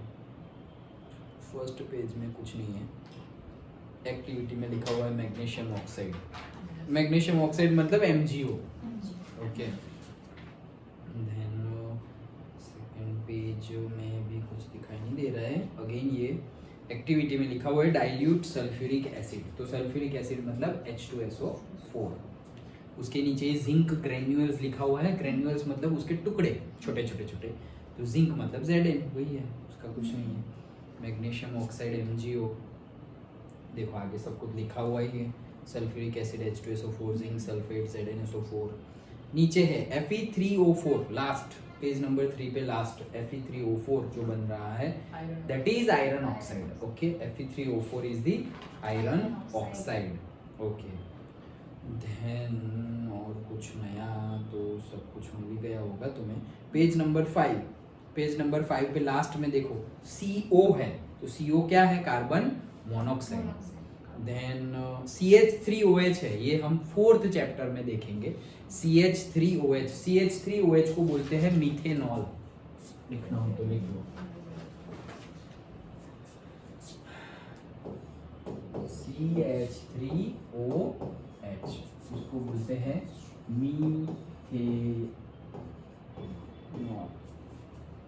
मीथेनॉल। Okay, CH3OH। उसके नीचे ही है CO2 that is carbon dioxide है।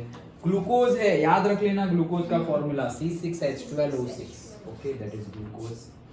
देन ये इन टेक्स्ट क्वेश्चंस है, उसमें सब पता ही होंगे। Barium chloride BaCl2।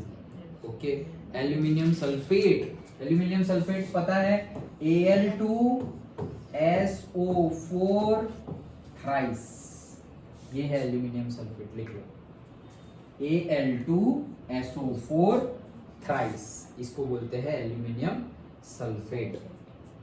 फिर उसके पास है बेरियम सल्फेट, तो BaSO4, वो तो लिखा ही होगा शायद तुम लोगों ने। देन एल्यूमिनियम क्लोराइड है, दैट इज अभी हमने देखा था कि कैसे बनता है, that is AlCl3। Okay, aluminium chloride. Sodium hydroxide है NaOH।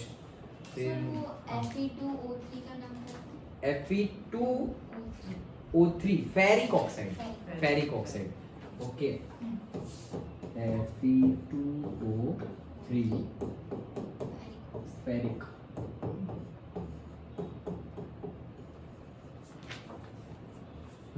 देन क्या है? Barium chloride BaCl2। Okay, sodium sulphate Na2SO4, ये भी अच्छा है। NaSO4 मत लिख देना। Okay, Na2SO4 sodium sulphate.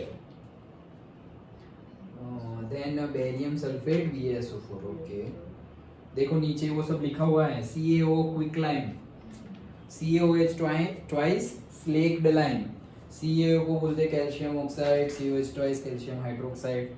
सभी नाम तुम्हें याद रहने चाहिए। देन नेक्स्ट पेज पे burning of natural gas CH4, जो नेचुरल गैस लिखा हुआ है वो है मीथेन। एक्चुअली क्या है? CH4, इसका नाम है मीथेन। क्या है? मीथेन। ये मीथेन में से ही मीथेनॉल बनता है, ये मीथेन में से ही मीथेनॉल बनता है, वो हम चैप्टर 4 में पढ़ेंगे। ओके, जैसे ये C है, थोड़ा बता देता हूँ। ये C है, तो ये है एक H, ये एक H, ये एक H और एक H, तो हो गए CH4। तो एक H को डिस्प्लेसमेंट रिएक्शन अभी हमने पढ़ी ना, तो एक H को रिप्लेस कर देगा कौन? OH। तो ये H चला जाएगा, उसकी जगह आ जाएगा OH, तो C, ये 3 तो है ही वहां पे, और यहाँ आ जाएगा OH। तो फॉर्मूला क्या बना? CH3OH, उसको बोलेंगे मीथेनॉल। वो 4th चैप्टर में हम देखेंगे, ये तो सिर्फ इंफॉर्मेशन के लिए। तो CH4 मतलब क्या? मीथेन। हाँ, दैट्स इट, वही है सब। आगे है सब सल्फर डाइऑक्साइड SO2, ये तो पता ही होगा। सल्फर ट्राइऑक्साइड SO3, ये भी पता होगा। कैल्शियम कार्बोनेट मतलब लाइमस्टोन, हमने ऑलरेडी डिस्कस किया। Silver chloride AgCl, page number 9 पे last, silver chloride AgCl। Okay, and silver bromide AgBr, next page पे first. AgBr silver bromide, AgCl silver chloride. Okay, बाकी तो सब है ही। पेज नंबर 12 पे है ZnO जिंक ऑक्साइड। देन उसके नीचे है MnO2 that is manganese oxide. क्या है? लास्ट वाला है ना पेज नंबर 12 पे, मैंगनीज ऑक्साइड। और उसी के पास प्रोडक्ट में है MnCl2 that is manganese chloride. Okay,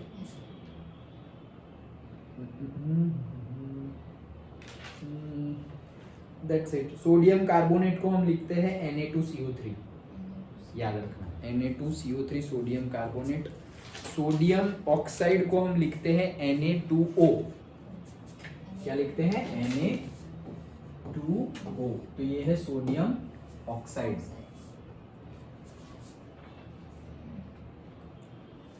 ammonia को लिखते हैं NH3, एमोनिया। HNO3 का पता चला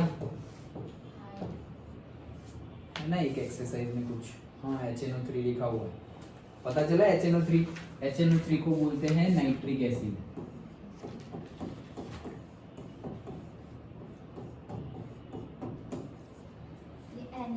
NH3 एमोनिया।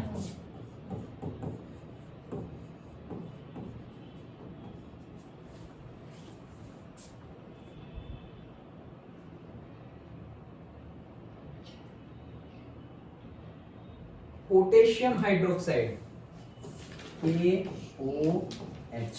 हाइड्रोक्साइड वर्ड जहां भी आए ना वहां पे OH आएगा। Calcium hydroxide CaOH twice, magnesium hydroxide MgOH twice, sodium hydroxide NaOH, वैसे ही potassium hydroxide KOH। Okay, potassium hydroxide. और कुछ कैल्शियम नाइट्रेट, ये ला लिखा हुआ है CaNO3 twice, CaNO3 twice, calcium nitrate. फिर ये बी में भी है Na2SO4, उसको बोलते हैं sodium sulphate.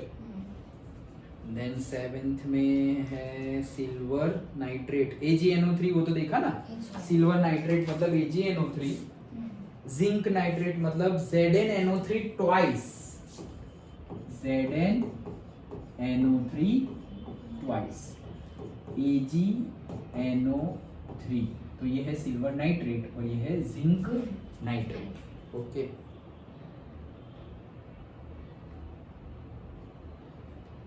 Sir hydrochloric acid, hydrochloric acid HCl, hydrochloric acid. फिर है ये है copper chloride CuCl2, copper chloride. और क्या बना रहे हैं, एल्यूमिनियम क्लोराइड तो बोल दिया हमने, ये बेरियम क्लोराइड भी हो गया। पोटेशियम सल्फेट K2SO4,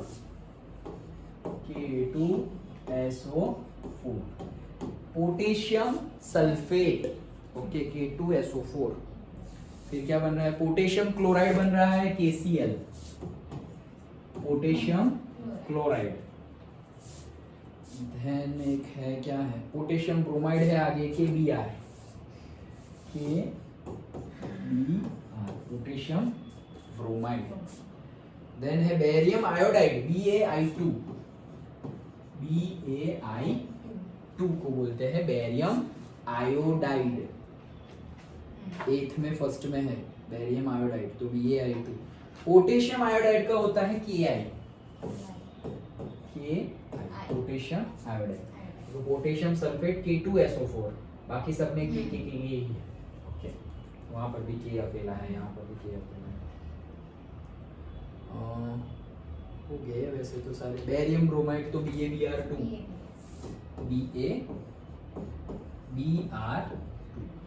देखो एक पता चला ना तो सभी वैसे होंगे, जैसे कि ये ग्रुप है पूरा। अभी वो 5th चैप्टर जब हम पढ़ेंगे, periodic table, classification of elements, तो तब पता चलेगा कि ये हैलोजन ग्रुप है। कौन सा, फ्लोरीन, क्लोरीन, ब्रोमीन, आयोडीन, ये पूरा एक ग्रुप है जिसको बोलते हैं हैलोजन ग्रुप।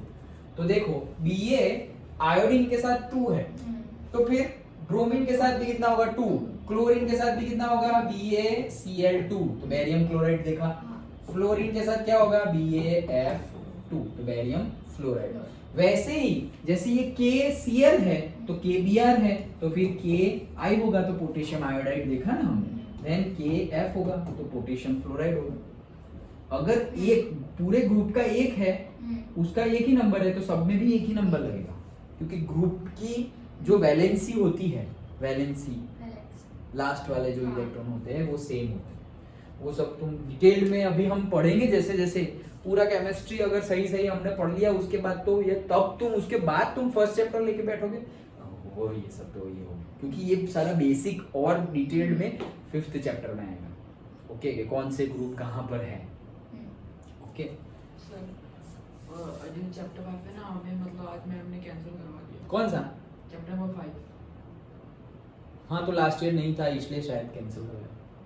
साइंस में तो तुम्हारा सीबीएसई है, सीबीएसई में नहीं था लास्ट ईयर, मतलब दिस 2023 अभी मंथ पहले जो एग्जाम हुई उसमें सीबीएसई को 5th चैप्टर नहीं था। वी विल सी, कुछ भी हो सकता है, अभी तो स्टार्ट हुआ है, नहीं होगा तो नहीं करेंगे, लेकिन अभी तो बहुत देर है। ओके तो तब तक के लिए हम सब, और फिर नहीं होगा तो नहीं करेंगे तो एटलीस्ट फिर मैं तुम्हें इतना तो बता ही दूंगा। ओके कि ये ग्रुप्स थोड़े बहुत याद रह जाए कि ये एक ग्रुप है, ये हैलोजन ग्रुप है। वैसे ही फिर वो वैसा होता है लीना की रब से बढ़िया तो lithium sodium potassium rubidium francium वैसे फरियाद फ्रांसियम। ओके सो वो ग्रुप है, तुम्हें 10th में पूछते नहीं है, ये सब आएगा 11th की केमिस्ट्री में अगर साइंस लिया तो। 10th के लिए कोई तुम्हें नहीं पूछेगा कि भाई लिथियम के साथ और कौन सा आएगा, या फिर एक ग्रुप का नाम बताओ।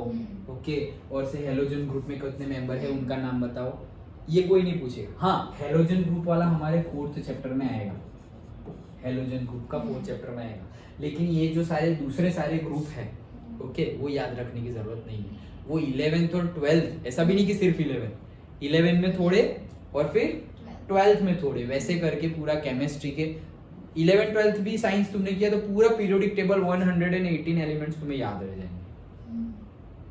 अभी देखो तुम थोड़े टाइम पहले के तुम वीडियोस शायद तुम्हें मिल जाए अपनी यूट्यूब पे या फिर वो इंस्टाग्राम कहीं पे, तो वो ट्रिक के साथ मैंने सारा बताया हुआ है कि पूरा कैसे याद, ऐसे अभी जैसे ये गाना बनाया ना तो वैसे ही कोई भी गाना या फिर कोई भी राइमिंग बना के हम पूरा ही याद कर सकते हैं।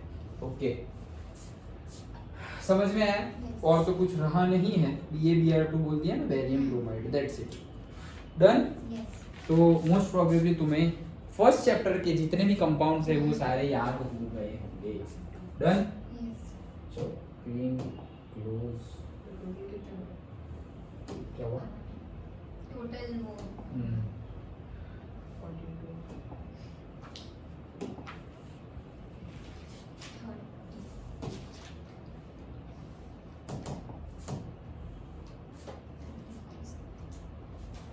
तो अब as we have completed the concept, हम थोड़ा फास्ट जाएंगे क्योंकि कंटेंट हमारे पास बहुत है, हमें ज्यादा डिस्कस करना होगा तो थोड़ा फास्ट जाना पड़ेगा, नहीं तो ये तो मैं ऐसा बोल दूं कि चैप्टर कंप्लीट, अब you can now read the NCERT, but वो तो तुम कर ही सकते हो ना एनसीईआरटी रीड, बट जितना ज्यादा मैं तुम्हें एक्सप्लोर करवाऊं कैसे क्वेश्चन हो सकते हैं ऐसे, तो थोड़ा स्पीड हमें पकड़ना पड़ेगा, समझ के हम अच्छी नॉर्मल स्पीड में समझ तो लिए है सब कुछ, तो वो जो समझे हैं उसको सिर्फ यहाँ पे लिंक बैठाना है, दैट्स इट। ओके स्टार्ट करते हैं। सो से ऐसे क्वेश्चंस हो सकते हैं, देखो state the chemical reactions observed in day to day life, कि भाई डे टू डे लाइफ में कौन सी केमिकल रिएक्शंस होती है। तो पहला है suppose milk gate spoiled at room temperature during the summer, जो दूध का फटना होता है तो वो फट जाता है, तो वो केमिकल रिएक्शन है one type of. Then second, iron articles such as an iron pan, nail, when exposed to the humid air get corroded. अभी देखा corrosion हमें, ओके सो तुम इसे लिख सकते, ऐसा नहीं है कि ये ditto line to line word to word याद रखना है, सिंपली याद रखो दूध का फटना, जंग लगना, ये सारे केमिकल एक्टिविटीज हैं। Okay fermentation of grapes, grapes का सड़ जाना या सड़ाना, वाइन बनाने के लिए सड़ाते हैं उसको। Okay so fermentation of grapes, cooking of food, भाई cooking of food chemical heat डाल रहे हो तो 4-5 चीजें इकट्ठा करके फिर उसको हीट दे, चाय बनाना, अभी हमने चाय नहीं बनाई तो भाई गरम करना, ये वो सब कुछ आ गया, तो केमिकल इक्वेशन केमिकल रिएक्शंस है वो। Digestion of food in the body, ये बायोलॉजी जब हम पढ़ेंगे, ऑलरेडी हमने 8-9 में पढ़ा हुआ है बट और डिटेल में पढ़ेंगे, डाइजेशन पूरा आएगा तुम्हें अभी बायोलॉजी में, अभी ये 10th में, तो सब कुछ पता चलेगा कि भाई पहले मुंह में डाला, फिर उसको च्यू किया, यहाँ से फिर सलाइवा रिलीज हुए, वो सलाइवा मिक्स होके फिर ये फूड पाइप थ्रू जा रहा है, फिर स्टमक में गया, स्टमक में और केमिकल रिलीज हुए, पेप्सिन आया, ये आया, वो आया, एसिड आए, सब कुछ ऐड होके वो धीरे धीरे करके डाइजेस्ट हुआ। अगर बहुत ज्यादा ध्यान से पढ़ लिया तो तुम बहुत ज्यादा कॉन्शियस हो जाओगे about the food, about the eating, about your diet. ओ भाई इतना सब कुछ काम करता है, चलो सही करना पड़ेगा, like that. Okay, so digestion of food in the body and last in the process of respiration. Respiration is also chemical reaction, हमने देखा था जो हम देख रहे थे फिजिकल एंड केमिकल रिएक्शन, उसमें रेस्पिरेशन क्योंकि ऑक्सीजन लेते हैं, CO2 बाहर आता है, तो केमिकल रिएक्शन। तो ये ऐसे क्वेश्चंस हो सकते हैं। ओके, देन एक्टिविटी है, तो एक्टिविटी देखते हैं। देखो तुम्हारी बुक की एक्टिविटी है to study the burning of magnesium ribbon in air. तो मैग्नीशियम रिबन लिया और उसको एयर में लाइटर से या बर्नर से जलाया तो वो जल रही है, तो उसको स्टडी करना है। क्वेश्चन तो ठीक है। Activity, take approximately 3-4 centimetre long magnesium ribbon and make it clean by rubbing it with a sand paper. इसका भी एक इन टेक्स्ट में क्वेश्चन है तुम्हारा कि क्यों रेड सैंड पेपर से घिसते हैं उसको, क्यों घिसते हैं, ऐसा क्वेश्चन है, तो अभी तुम्हें आंसर मिल जाएगा। टेक अप्रोक्सीमेटली 3-4 सेंटीमीटर, 3-4 बहुत कम बोल दिया इन्होंने ये इंग्लिश बहुत कम हो गया। ओके, बट थोड़ा लंबा लेना है। ओके, 3-4 नहीं, मतलब 30-40 सेंटीमीटर लॉन्ग ले लो यार। एक स्केल में 30 सेंटीमीटर होता है यार, तो इतना तो लेना ही पड़ेगा ना। तो ऐसे जलाओ, फिर उसको hold it with a pair of tongs. ये इसको टोंग बोलते हैं, जो हम बोलते हैं ना चीपियो, तो उसको टोंग बोलते हैं। Okay, and heat on the flame of the burner और spirit lamp and the ash being formed collects in the watch glass as shown in the figure. तो देखो कि ये पकड़ी हुई है छोटी सी, इतनी छोटी लोगे तो पकड़ना ही पड़ेगा, नहीं तो तुम डायरेक्टली हैंड से पकड़ सकते हो। देन टोंग से पकड़ा हुआ है, यही मैग्नीशियम रिबन है, ये बर्नर है, और जैसे जैसे जल रही है उसकी जो जलने के बाद जो ऐश बन रही है वो डायरेक्टली यहाँ पे गिर रही है। ओके, तो यही एक्टिविटी है हमारी। Collected ash in the watch glass is of magnesium oxide. तो ये जो तुम्हें ऐश मिल रही है वो किसकी है? मैग्नीशियम की। तो रिबन थी तो मैग्नीशियम तो था, और नीचे जो मिल रहा है वो मैग्नीशियम ऑक्साइड है, क्योंकि एटमॉस्फेयर में ऑक्सीजन है, तो वो जो तुम्हें मिल रहा है वो क्या है? Magnesium oxide, MgO। Burn the magnesium ribbon, keeping it away as far as possible from your eyes. That's it. यही हमारा एक्सपेरिमेंट था। ओके, तो हमने ये एक्सपेरिमेंट किया, उसके बेस पे क्वेश्चंस भी पूछे जाते हैं जो बुक में नहीं है, लेकिन ये बुक में थे तो मैंने तुम्हारे लिए निकाल लिए हैं। एक मार्क के क्वेश्चंस पूछे जाते हैं, जैसे कि why is magnesium ribbon selected? भाई यही क्यों लिया, क्यों मैग्नीशियम ही लिया? Magnesium ribbon is highly reactive and Burns easily in air. Reactive है और कानो, कार, मांगे, थर्ड वाला ही आ गया, मांगे मैग्नीशियम। ओके, सो मैग्नीशियम मतलब Mg। ओके, सो हाईली रिएक्टिव है और क्या कि इजीली बर्न हो सकता है ऑक्सीजन के साथ मिलकर, सो दैट्स व्हाई हमने वो सिलेक्ट किया। What is the colour of magnesium ribbon initially? तो इनिशियली क्या पूछा है? What is the colour of magnesium ribbon initially? अच्छा, तो वो थोड़ा सिल्वर और से व्हाइट कलर का दिखता है। जो पाउडर बन जाए वो भी व्हाइट कलर का है, और पहले व्हाइट नहीं बोलेंगे, सिल्वर टाइप। जैसे सिल्वर का कैसे चमकता कलर होता है वैसे चमकीला होता है। ओके, सो यहाँ पे सिल्वरी व्हाइट लिखा हुआ है ना। ओके, तो व्हाइट तो है लेकिन सिल्वरी व्हाइट, और तुम डायरेक्टली सिर्फ सिल्वर लिखना हो तो भी सही है। Okay, so magnesium ribbon initially rubbed with sandpaper appears silvery white. Which type of flame is formed during the burning of the magnesium ribbon? So burn with the dazzling white flame in the flame of burner. Dazzling मतलब ऐसे जब फटाफट ऐसे ऐसे दिखेगी। Dazzling मतलब क्या? You can see the flame. कोई चल रहा है ऐसे जैसे एकदम हॉट कॉफी या टी लेके आए तो कैसे उसके अंदर से स्टीम निकलती है, वो दिखता है हमें। ओके, अभी गरम चाय ले लो तुम, 60 डिग्री वाली ले लो, उसमें से नहीं दिखेगा। टच करोगे, पियोगे, अरे यार बहुत गर्म है लगेगा, लेकिन दिखाई नहीं देगा। लेकिन बहुत ज्यादा गर्म है, 100 डिग्री वाली ही तुम लेके चले गए, 80 डिग्री 90 डिग्री वाली चाय ऐसा रखी हुई है तो उसमें से स्टीम निकलती हुई दिखेगी। ओके, समझ में आ रहा है ना? Okay, so that like that, वैसे जो निकलता है उसको क्या बोलते हैं? डेज़लिंग व्हाइट फ्लेम। कौन सा कलर? व्हाइट। ये कलर वलर भी पूछते हैं एक मार्क में, वो कौन से कलर का था, अभी आया ना, कौन से कलर की थी? फिर भाई फ्लेम कौन से कलर की थी, तो वो भी व्हाइट, सब कुछ ही व्हाइट, इसमें सब कुछ white. Composition of ash collected magnesium oxide था, हमने बताया। Okay, then due to the O2 and N2 present in the air, क्यों बनता है MgOE, क्यों बनता है? MgO is formed as a major product, moreover traces of Mg3N2 is also obtained. Air में सबसे ज्यादा क्या है? Nitrogen, oxygen. तो नाइट्रोजन के साथ भी मैग्नीशियम मिलेगा और ऑक्सीजन के साथ भी मैग्नीशियम मिलेगा, बट ऑक्सीजन के साथ जो बनता है मैग्नीशियम ऑक्साइड वो ज्यादा मिलता है, और थोड़ा बहुत वेरी मिनिमम नेग्लिजिबल मिलता है हमें Mg3N2। Okay, Mg3N2।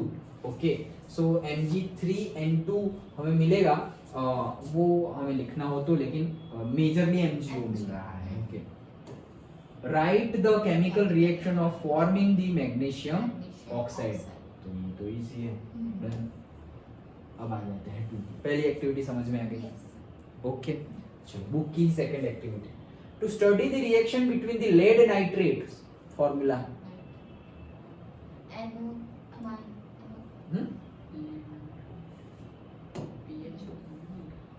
बोलो जल्दी।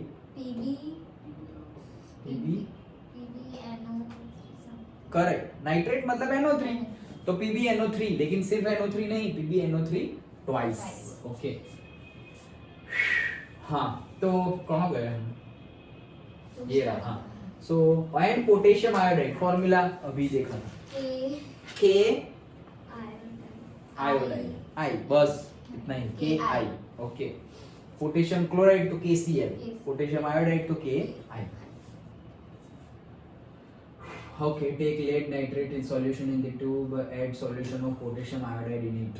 Okay, चलो बस ये ले लिया और कर लिया, क्वेश्चंस उसके ऊपर क्या लगा, मतलब क्या हुआ, वही क्वेश्चंस है। Okay, what is the colour of lead nitrate solution? Lead nitrate solution is colourless. जो सबसे पहले तुमने लेड नाइट्रेट का सॉल्यूशन लिया PbNO3 ट्वाइस, उसका कलर क्या है? तो तुम्हें याद रखना है, उसका कलर नहीं है, कलरलेस है। याद रखने हैं सारे कलर, क्वेश्चन आएंगे 1-1 मार्क्स के, और ये क्वेश्चंस नहीं है एनसीईआरटी में। ओके, तो वो याद रखना सब। What is the colour of an aqueous solution of potassium iodide? तो पोटेशियम आयोडाइड का एक्वियस सॉल्यूशन मिलेगा, वो भी क्या होगा? कलरलेस। डन, दोनों ही colourless. Okay, right the balanced chemical equation. Okay, चलो, तो PbNO3 ट्वाइस, KI, PbI2 और देन KNO3। कौन सी रिएक्शन, कौन सी टाइप की रिएक्शन है?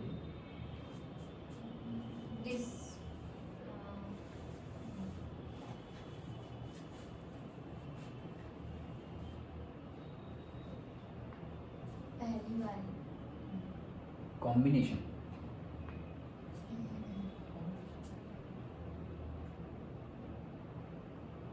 सिंपल है,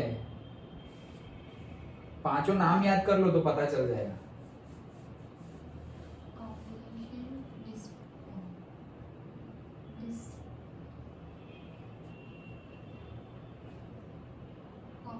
डिकम्पोजिशन नहीं, मैं तो तुम्हें याद दिला रहा हूँ। कॉम्बिनेशन, डिकम्पोजिशन, फिर पहली वाली नहीं, कॉम्बिनेशन नहीं है। देखो, कॉम्बिनेशन और डिकम्पोजिशन में, कॉम्बिनेशन में प्रोडक्ट सिर्फ एक होगा और डिकम्पोजिशन में रिएक्टेंट सिर्फ एक होगा। ये थर्ड वाली, एक से ज्यादा हो तो भूल ही जाओ वो दोनों। ये थर्ड वाली है, डिस्प्लेसमेंट रिएक्शन। डिस्प्लेसमेंट भी नहीं है ये डबल डिस्प्लेसमेंट है, क्योंकि दोनों कंपाउंड्स हैं। डिस्प्लेसमेंट में एक कंपाउंड और एक एलिमेंट था, यहाँ पे दोनों कंपाउंड है। तो ये NO3 Pb plus NO3 minus, तो ये NO3 माइनस I माइनस, तो ये I यहाँ चला जाएगा, NO3 वहाँ चला जाएगा, सो Pb के साथ I आ गया और K के साथ NO3, double displacement. Okay, what is the colour of PbI2? Okay, potassium iodide का कलर क्या है, ये पूछा जाता है questions. That is yellow colour. Okay, समझ में आया? Potassium iodide sorry, potassium iodide बोल रहा हूँ, lead iodide. Okay, lead iodide का कलर क्या है? येलो कलर है। देखो, हमने क्या देखा, सबसे पहले हमने लिया था क्या, ये लिया ना हमने, पोटेशियम नाइट्रेट का सॉल्यूशन। अरे यार, लेड नाइट्रेट का सॉल्यूशन लिया एंड पोटेशियम आयोडाइड का सॉल्यूशन, दोनों सॉल्यूशन है। तो लेड नाइट्रेट के सॉल्यूशन के साथ पोटेशियम आयोडाइड का सॉल्यूशन अगर मिक्स करें तो लेड नाइट्रेट जो था वो भी कलरलेस था, पोटेशियम आयोडाइड था वो भी कलरलेस था। अब जो हमें लेड आयोडाइड मिल रहा है सॉलिड फॉर्म में, दैट विल बी ऑफ से येलो कलर। याद रहा, बोलने में थोड़ा आगे पीछे हो जा रहा है बट याद रह गया। ओके, सबसे पहले लिया था वो कलरलेस है, तो लिया क्या है हमने, लेड नाइट्रेट लिया हुआ है और पोटेशियम आयोडाइड लिया हुआ है, वो दोनों कलरलेस है। उसमें से जो बनेगा तो भाई लेड नाइट्रेट था तो अब लेड आयोडाइड बनेगा, और पोटेशियम आयोडाइड था तो अब पोटेशियम नाइट्रेट बनेगा। सो जो लेड आयोडाइड है उसका येलो कलर है और वो सॉलिड फॉर्म में है, जिसको बोलते हैं प्रेसिपिटेट। क्या बोलते हैं? प्रेसिपिटेट। याद रखना, देखो ये सॉलिड है, लेड आयोडाइड सॉलिड है, तो ये बनता है प्रेसिपिटेट। मतलब कि ये तुम्हारी क्या है, टेस्ट ट्यूब है, टेस्ट ट्यूब। तो ये टेस्ट ट्यूब में दोनों डाल दिया हमने, ये दूसरा है लोजन। तो ये दोनों को तुमने मिक्स कर दिया, तो मिक्स किया मतलब ये एक में हो गया सब कुछ। अब जब एक में हो गया, केमिकल रिएक्शन हो रही है, तो एक तो सॉल्यूशन है, तो वो तो ये लिखा नहीं है, ये है एक्वियस। ओके, एंड नीचे यहां पर पीले कलर के ऐसे सॉलिड पार्टिकल्स दिखते हैं, पूरा सॉल्यूशन और नीचे ऐसे पीले पार्टिकल्स दिखते हैं। ये पीले पार्टिकल्स जो है वही है potassium iodide, yellow colour. Understood? पक्का? तो ऐसा पूछेंगे कि तुम्हारी जो एक्टिविटी है, या एक्टिविटी नहीं, ऐसे बोलेंगे कि भाई लेड नाइट्रेट के सॉल्यूशन में पोटेशियम आयोडाइड का सॉल्यूशन मिक्स करे तो कौन सा प्रेसिपिटेट मिलता है और उसका कलर क्या है? तो भाई PbI2 लेड आयोडाइड मिलता है और उसका कलर क्या है? येलो है। अंडरस्टूड? ओके, चलो।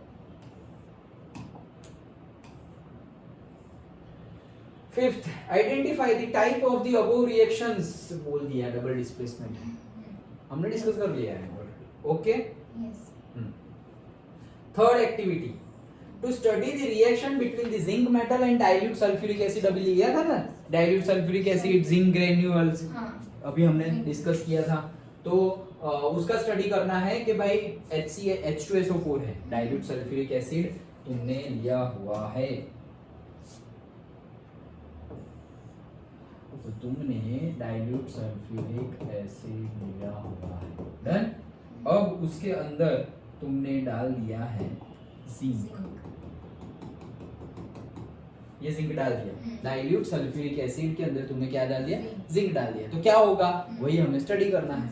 Okay, so take a conical flask, ये वो add a piece of zinc granules in it, then add dilute, पहले zinc granules, then hydrochloric acid, dilute sulphuric acid, दोनों में से कोई भी, हाइड्रोक्लोरिक एसिड HCl ले लो या फिर डाइल्यूट सल्फ्यूरिक एसिड H2SO4 ले लो, दोनों में से जो लेना हो ले लो।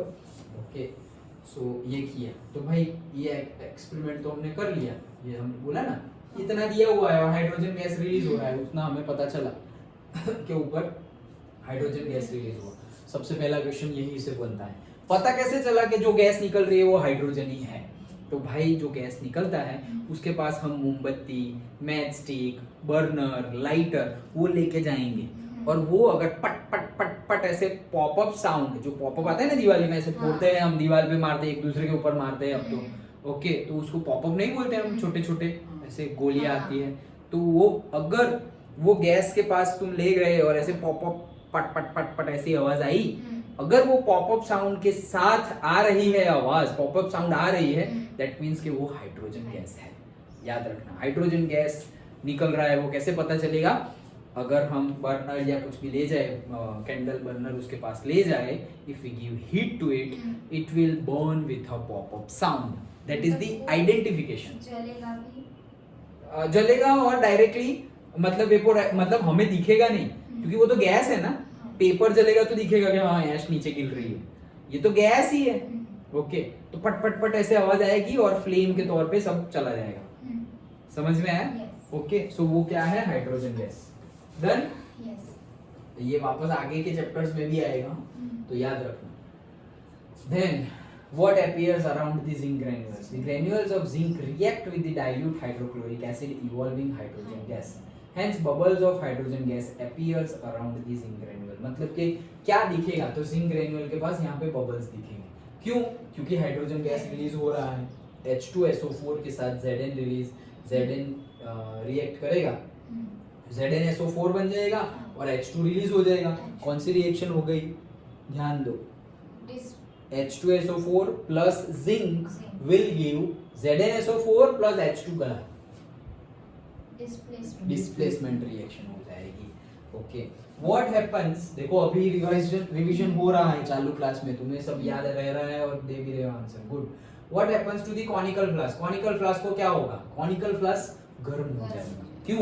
पहले से एसिड रखा हुआ है, एसिड तो है ही पहले से, और अब रिएक्ट करेगा, हाइड्रोजन गैस निकलेगा।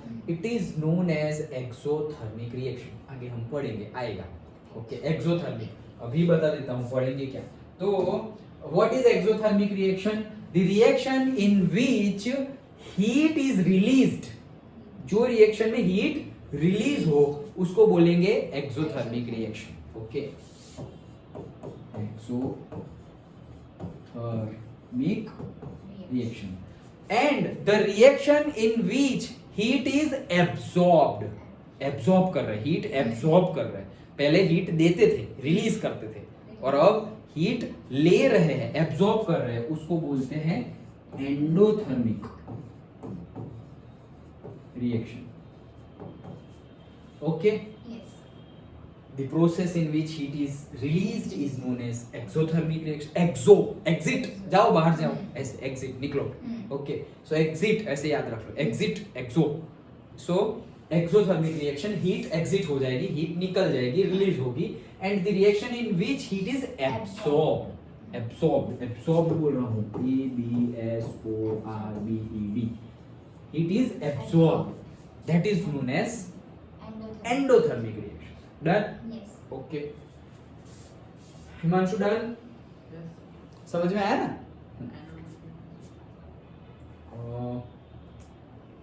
हो गया है, कहाँ पहुंचे थे हम? इतना कंप्लीट कर लेते हैं। Third question, state the reaction. Reaction तो अभी बताई।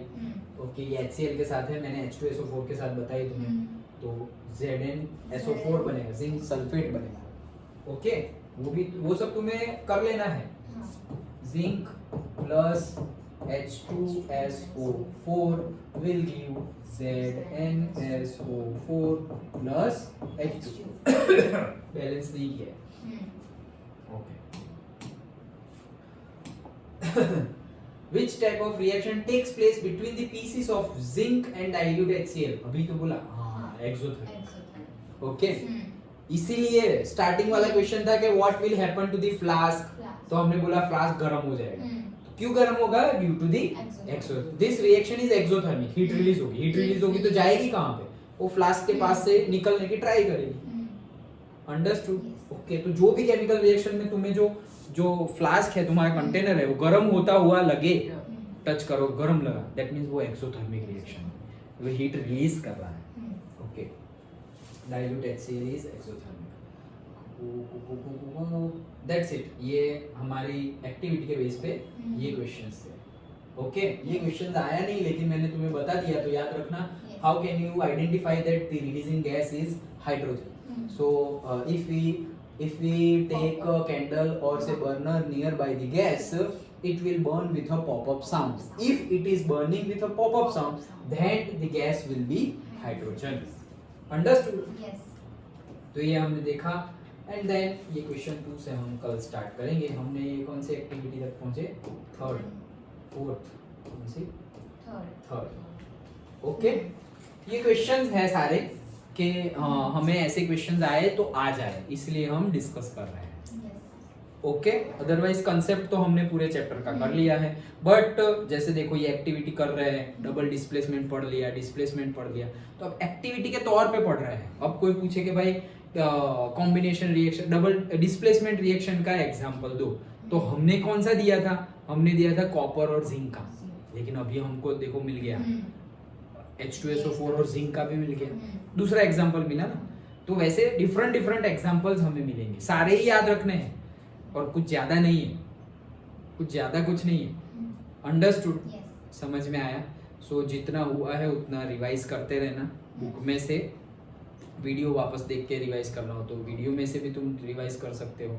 ओके, हो सकता है तब तक हम ऐसे चालू रखेंगे तो सो दैट तुम्हें अगर रिवाइज करना हो तो तुम इजीली रिवाइज कर सको। सो वीडियो में से रिवाइज करना हो वीडियो में से, बुक में से रिवाइज करना हो बुक में से, ये डिस्कस हो जाए उसके बाद मैं ये PDF भी तुम्हें भेज दूंगा। तो डायरेक्टली अगर तुम्हें आंसर लिखने हो तो वीडियो में से भी लिख सकते हो, या फिर ये शेयरेबल ही होगा तो मैं डायरेक्टली तुम्हें शेयर कर दूंगा। डन? ओके, सो हाँ आपको एग्जांपल देना, हाँ वो मैंने डाउनलोड किया है मैथ्स का ना। हाँ वो मैं भेज दूंगा। ओके, तो वो स्टार्ट कर देना तुम लोग। दूसरा मैं क्या बोल रहा था, हाँ तो ये हमारे 2 दिन साइंस के भी हो गए।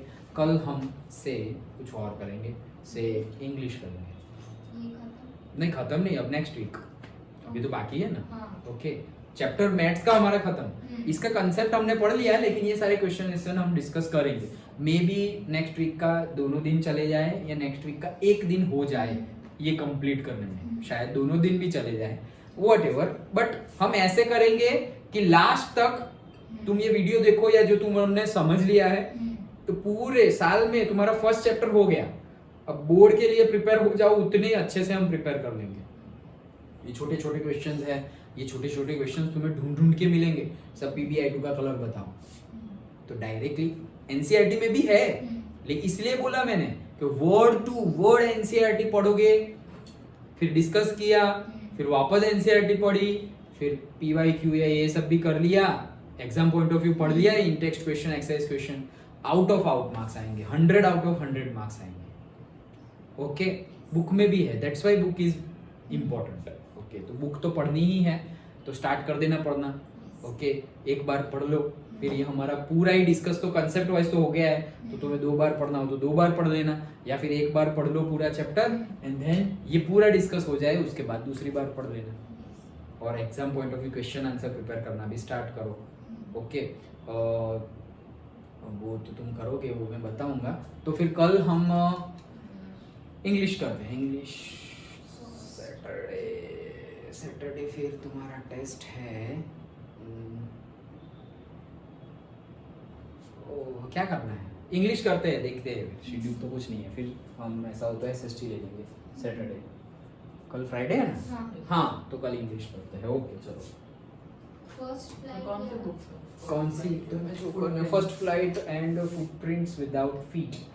तो फुटप्रिंट्स विदाउट फीट नहीं, first first flight, yes first flight.